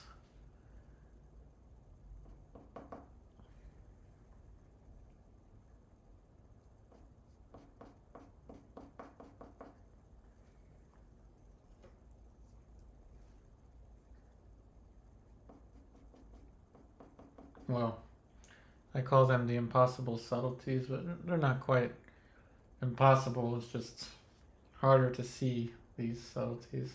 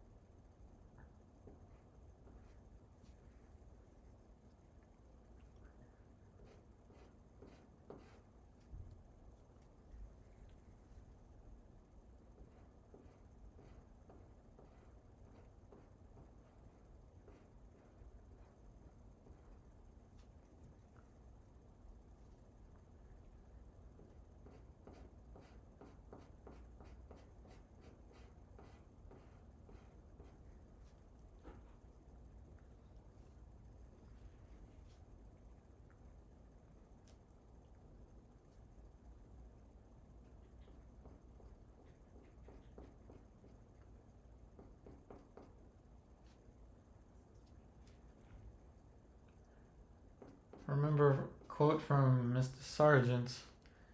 A portrait is a painting where there's a little something wrong with the mouth. There's always a little something wrong with the mouth.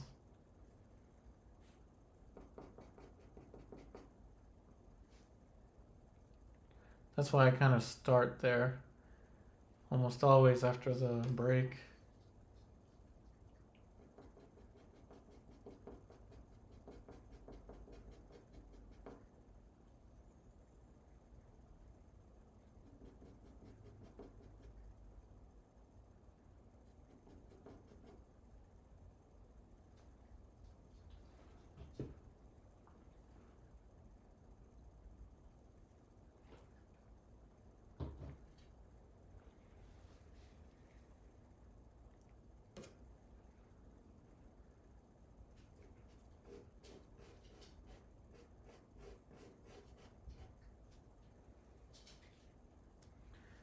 Remember, with pastels, you kind of have to overdo things like that.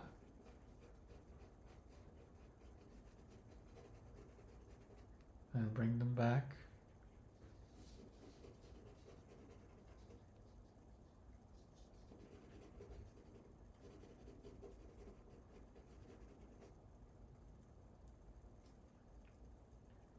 Back to reality.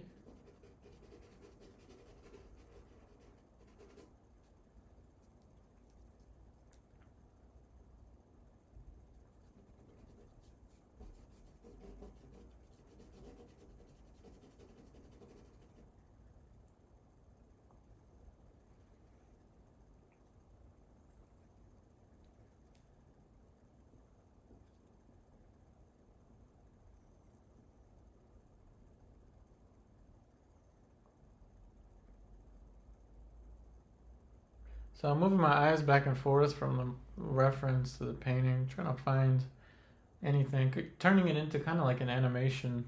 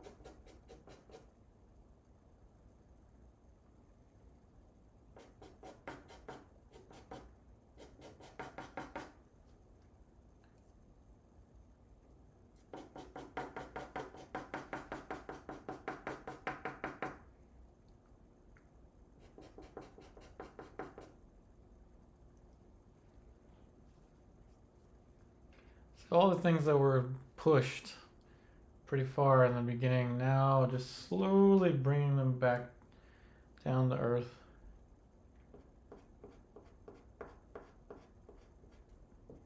And we're adding more intricacy.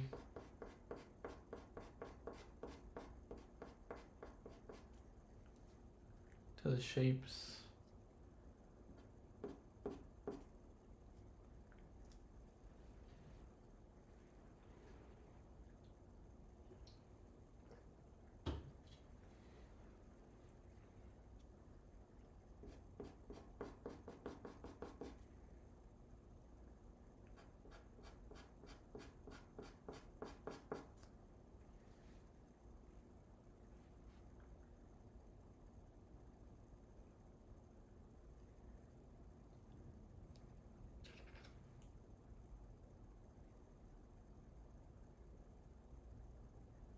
Now we can add the white.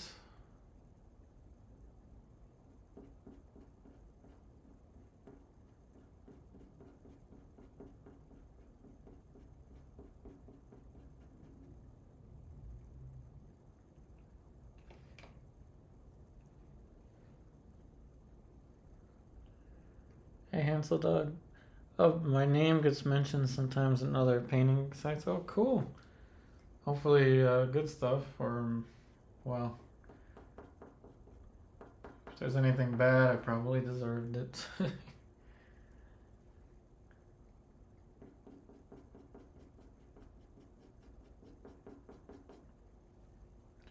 Well, thanks for letting me know. That's good to know. I'm not a ghost. I feel like a ghost most of the time. Not being a ghost is a good thing.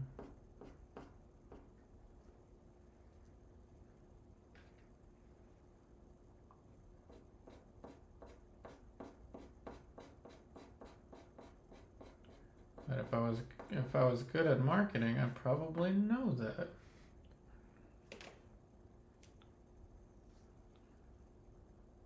Oh, interesting. Yeah, my family is originally from Peru.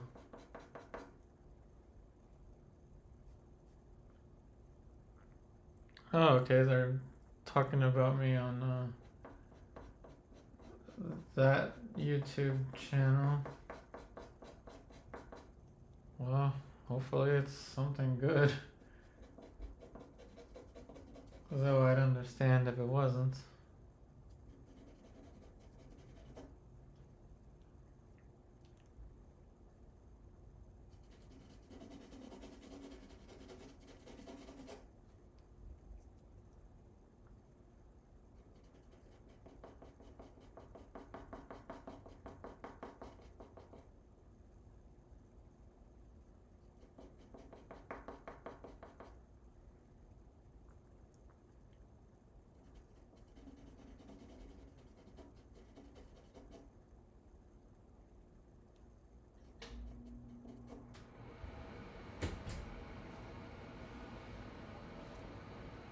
Oh, oh, thanks.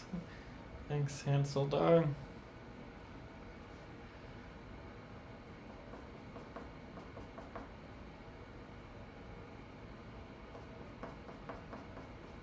My grandfather from my mom's side was said to be a portrait artist in Peru, or like architect and a portrait artist. I don't really know how much of that's true. I've never seen anything he did, but yeah, my family is from there. I mean, I was born and raised here. By here, I mean USA.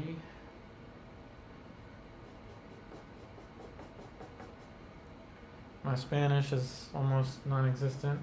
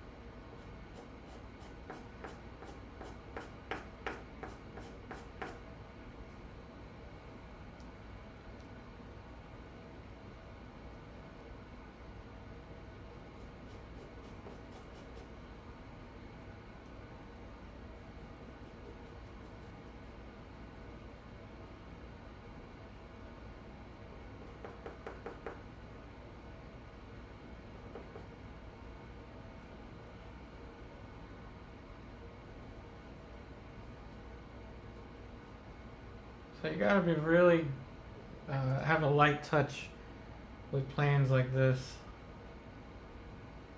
The more pressure makes things lighter, with of course light valued pastel, and vice versa.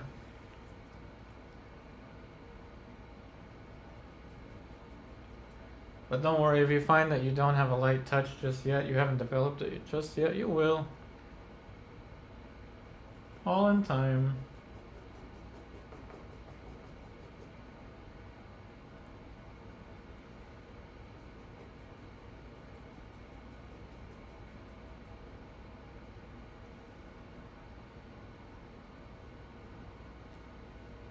So remember, anyone that may be new to the streams, schedule is Wednesday, Thursday, Friday.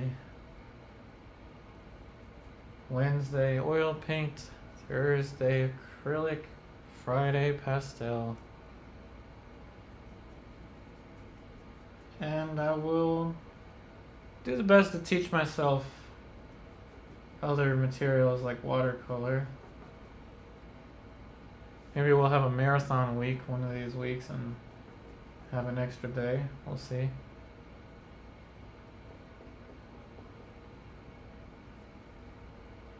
So I really do enjoy doing these streams for you. I've been doing streams for years.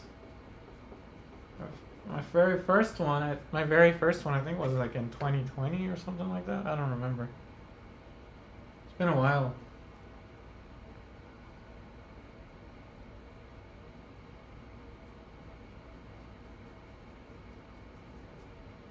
So I'm thinking maybe next week we'll do a Caravaggio acrylic,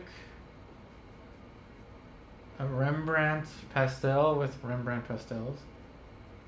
I don't know what I'll do for the oil painting though. I usually just do portraits with oil paint because that's kind of what I do.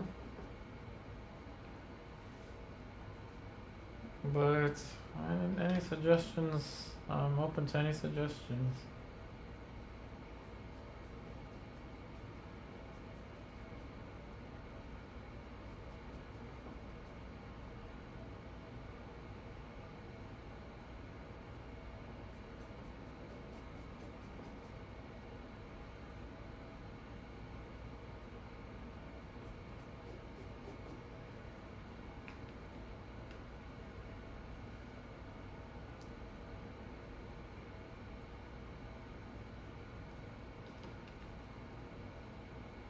Now here I'm going to have to invent some things that are not in the picture. Like this dark remaining that dark is kind of not appropriate, but it's too red, so I'm going to have to go in with black. Just a few little dashes of it. It's like adding turmeric to a really fine dish. If you overdo the turmeric, you'll know.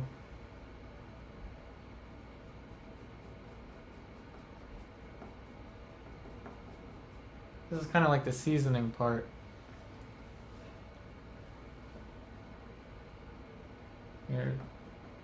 By seasoning, I mean you're taste testing your dish. I don't recommend anyone eat pastels, but you know what I mean.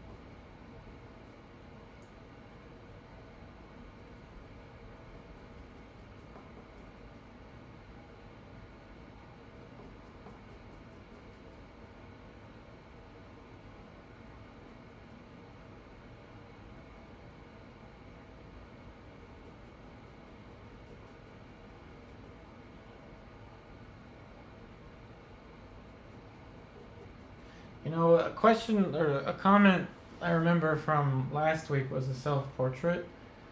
So maybe I'll do a self-portrait for Wednesday in oil paints. We'll do a Caravaggio on Thursday in acrylic, and do a Rembrandt on Friday with pastel. What you think about that?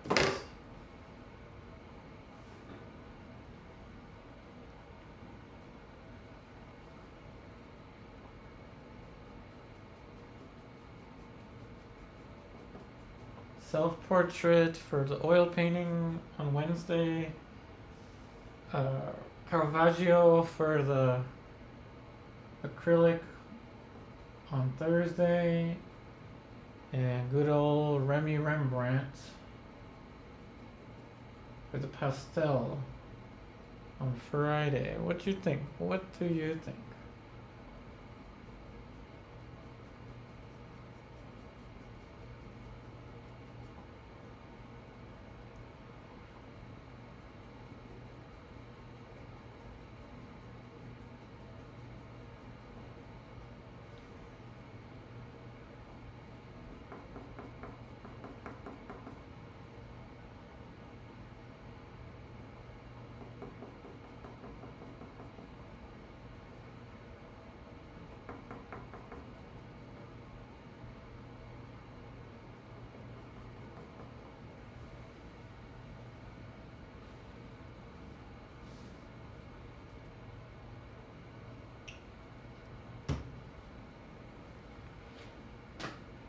Well, thanks, Hansel Dog.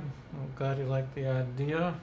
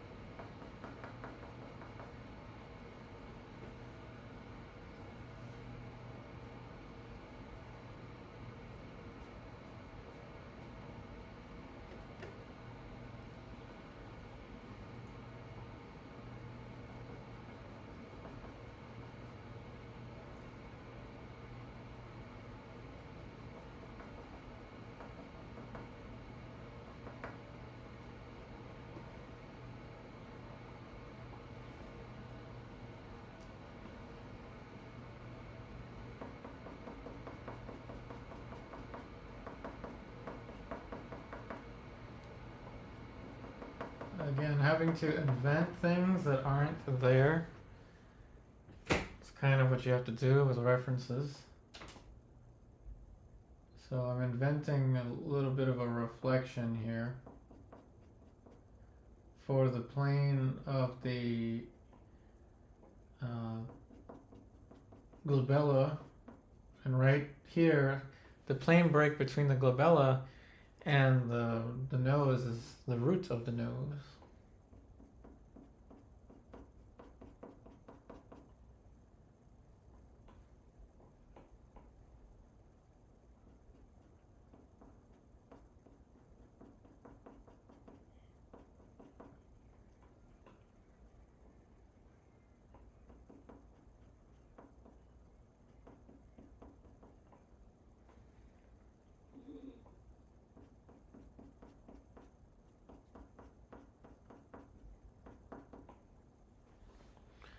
And of course, if all else fails, what's a good idea is perhaps some Korean barbecue. I don't know if anyone here has had that, but it's one of those things, if you know what I'm saying. With the open flame over top of the table. It's kind of similar to that. You don't want to overdo any shapes, just like you don't want to burn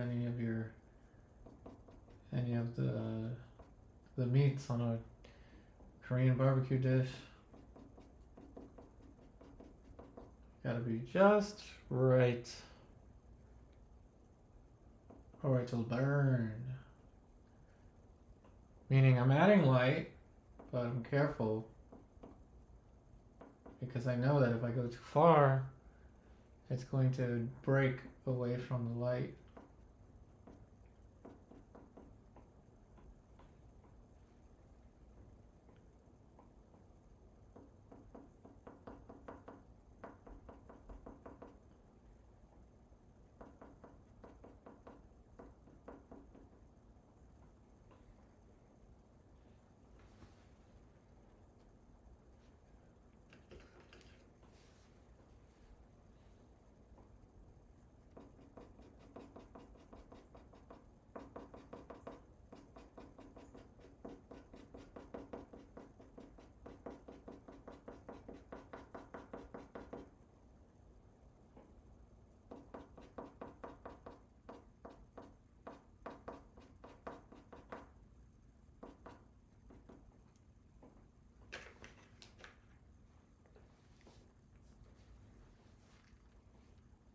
So at this point I'm adding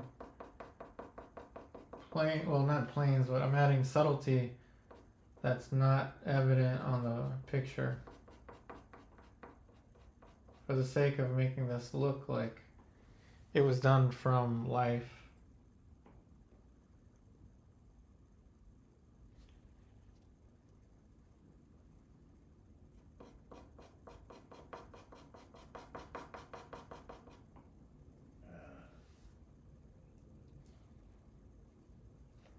That wasn't me, by the way.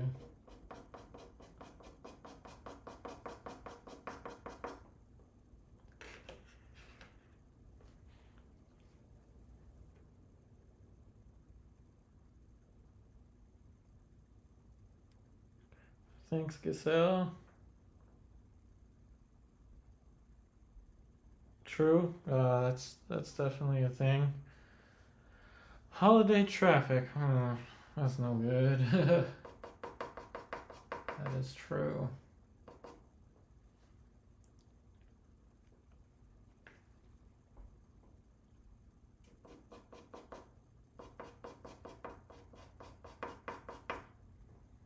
Wow. It's already been 30 minutes after our last break. So yeah, this pastel is almost there. It's amazing what we can do with just 5 pastels. Well, I guess 6 if you count the green that I didn't quite use that much. Let's use it.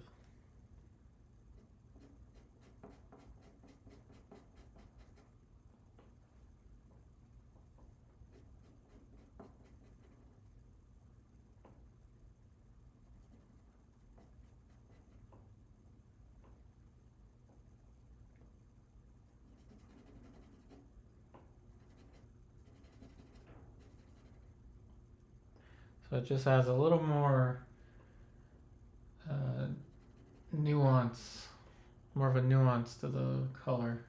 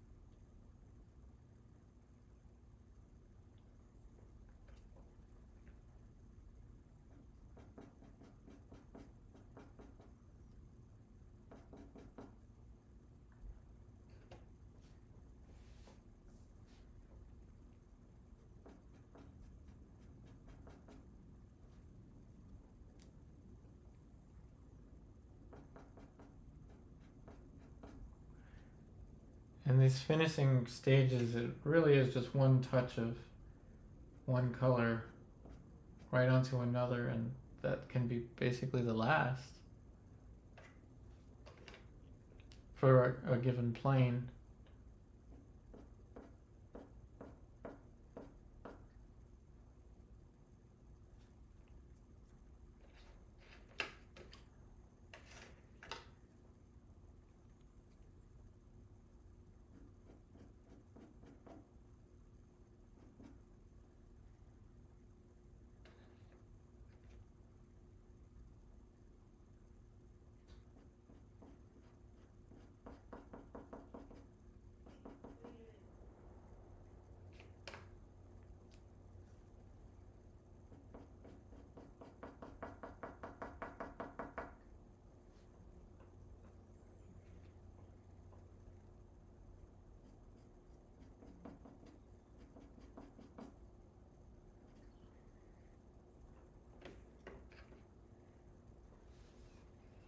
Well, thanks, Giselle.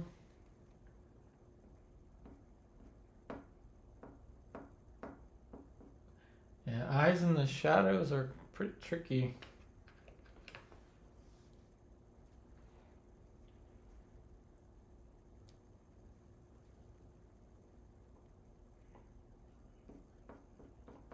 And again, that's another Rembrandt kind of thing.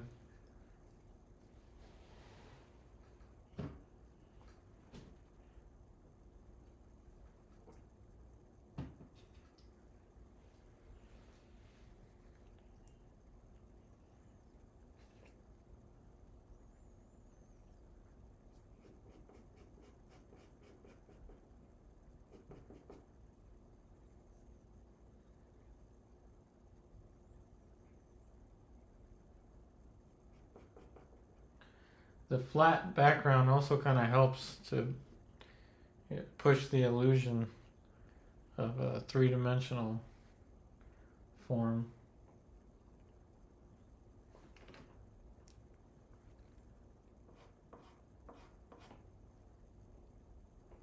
And now I can raise the lights. Now that we're in the final stages here, so you can see it even better. And I will of course use my visor.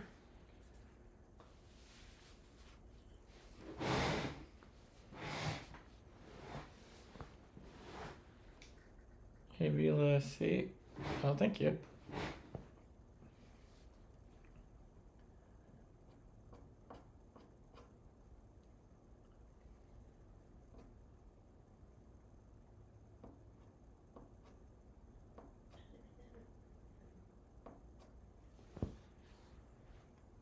Hopefully you can see it a little better now. I don't have the light this bright the entire time because it forces me to have to wear a visor. Don't particularly like to use a visor, though you should, especially if you're around a strong light.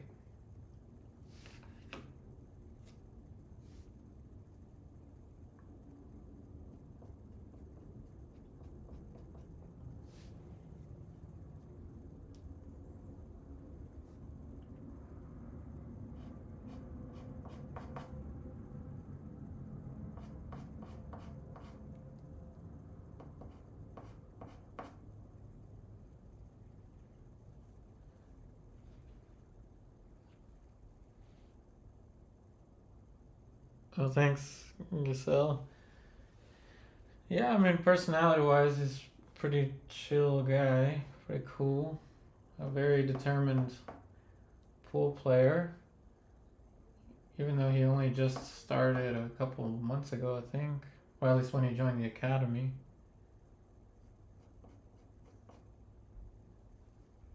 What a cool personality.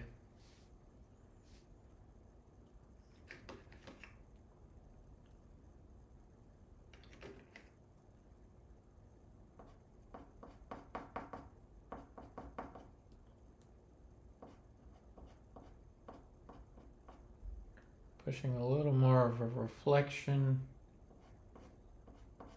on the shadow side.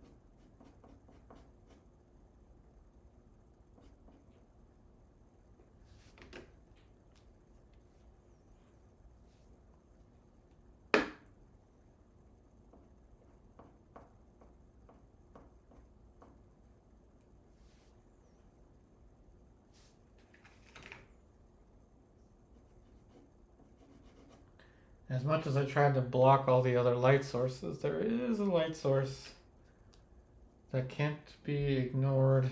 I wish I had a blue. I don't have a blue. There's a bluish light here.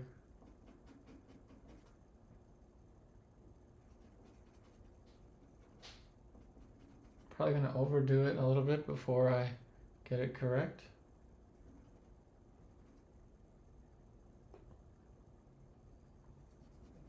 Approach with caution.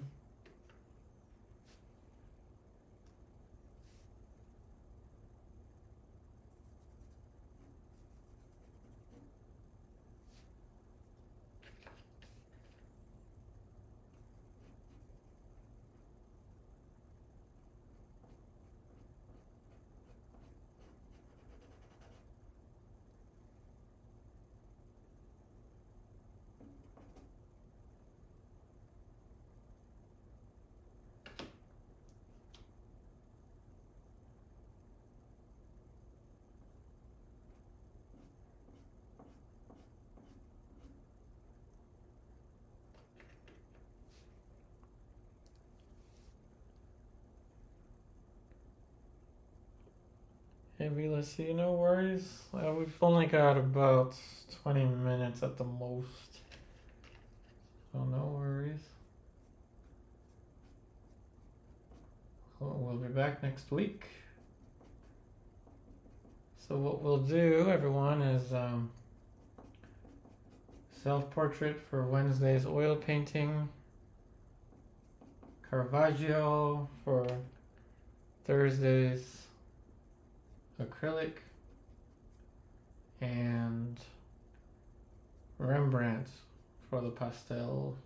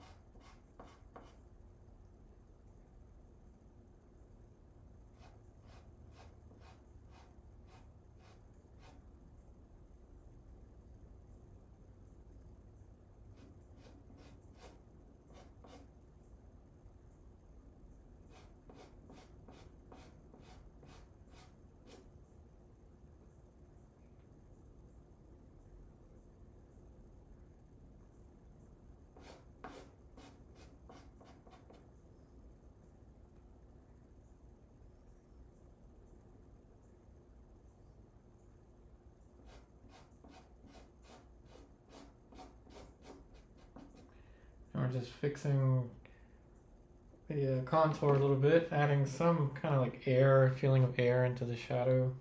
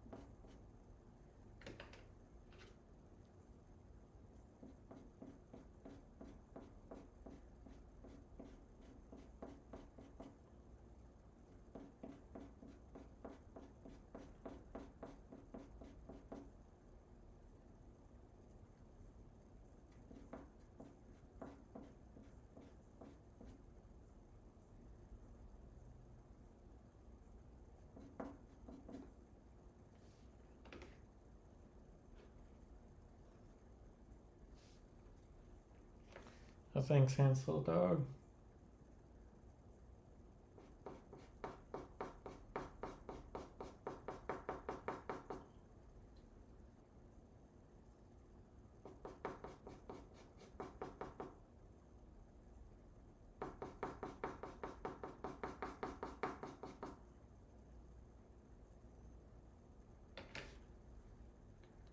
Home stretch.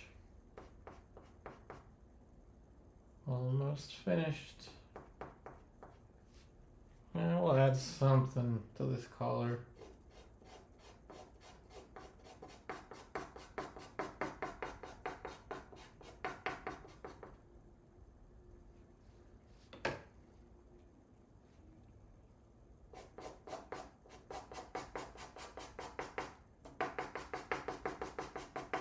Kind of just fits with the vignette.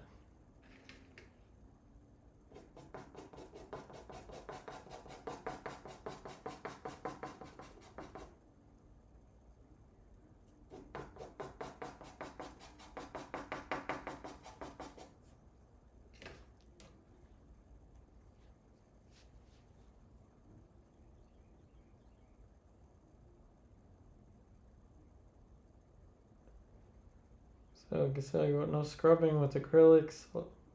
A light touch seems definitely needed. Yeah, it's a little different with pastel. You do need a light touch.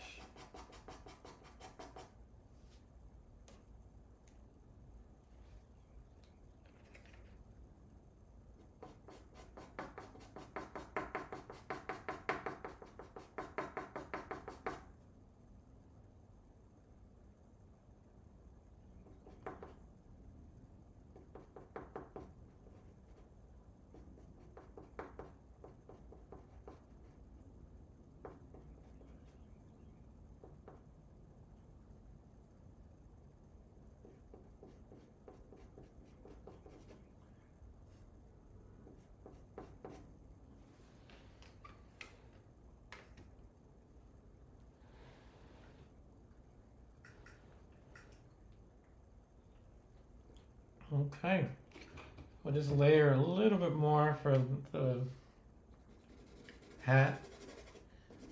I see some of the background still shining through. We don't want that.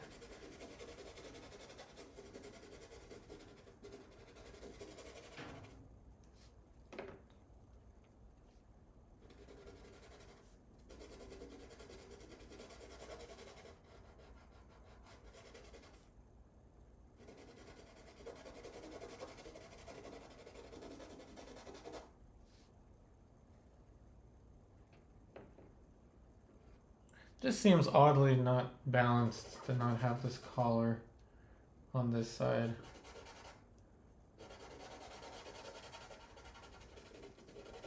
Just even just that, like a hint of it.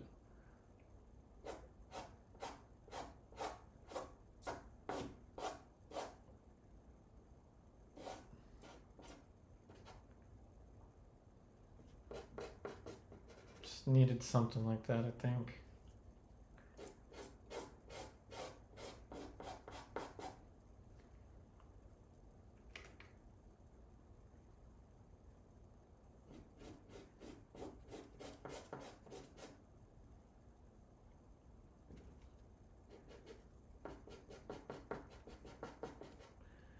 So again, shout out to the model who is named Christian, a Billiard Academy friend of mine who let me take a picture of him to use for a YouTube live stream.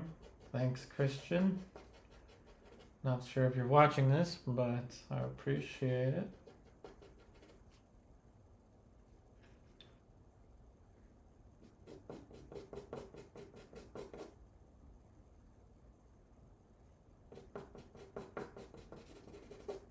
Yeah, that collar is something, anything was needed for the other side. It's just a little imbalanced without it.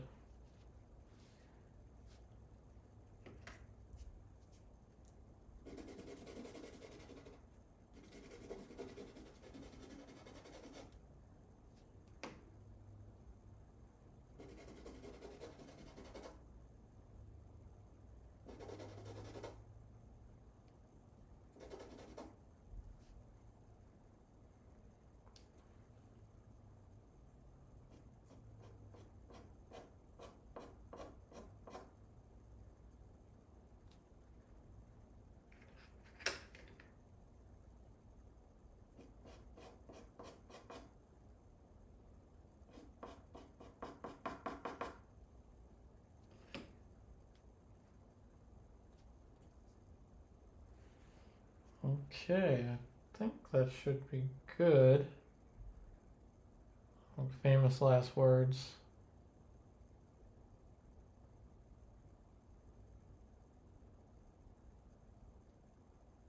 I'm just gonna stand up and double check.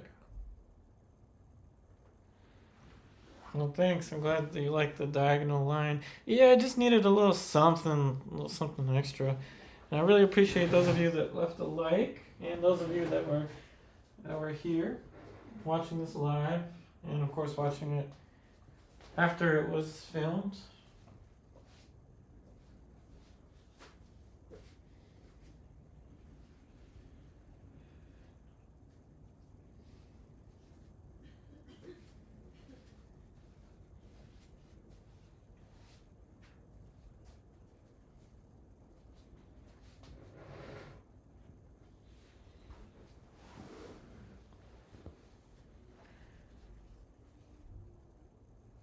Oh, thanks, Hansel Dog. Yeah, you know what? I think that is everything. I don't see anything major. Maybe a little shape here. Last minute touch up there, but really nothing major.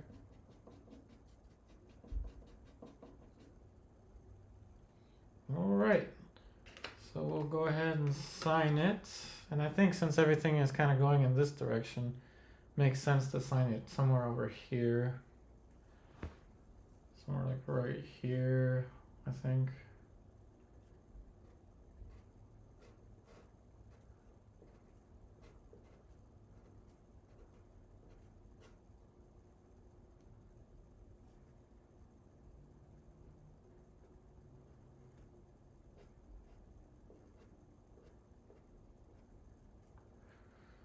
Okay, we have ourselves a completed pastel painting.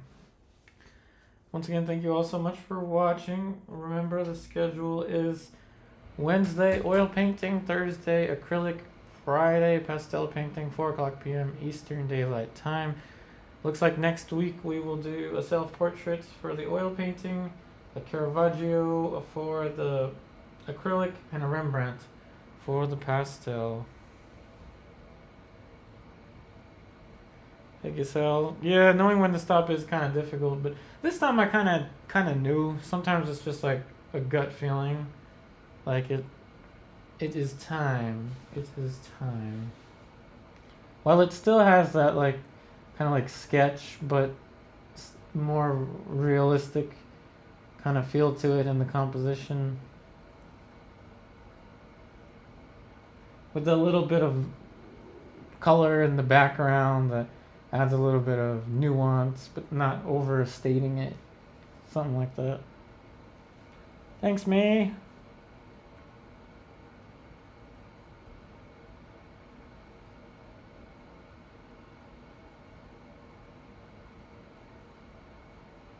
Thank you. I hope I have a good time painting alongside my friend tomorrow also. Hopefully traffic won't be too bad to get to Baltimore.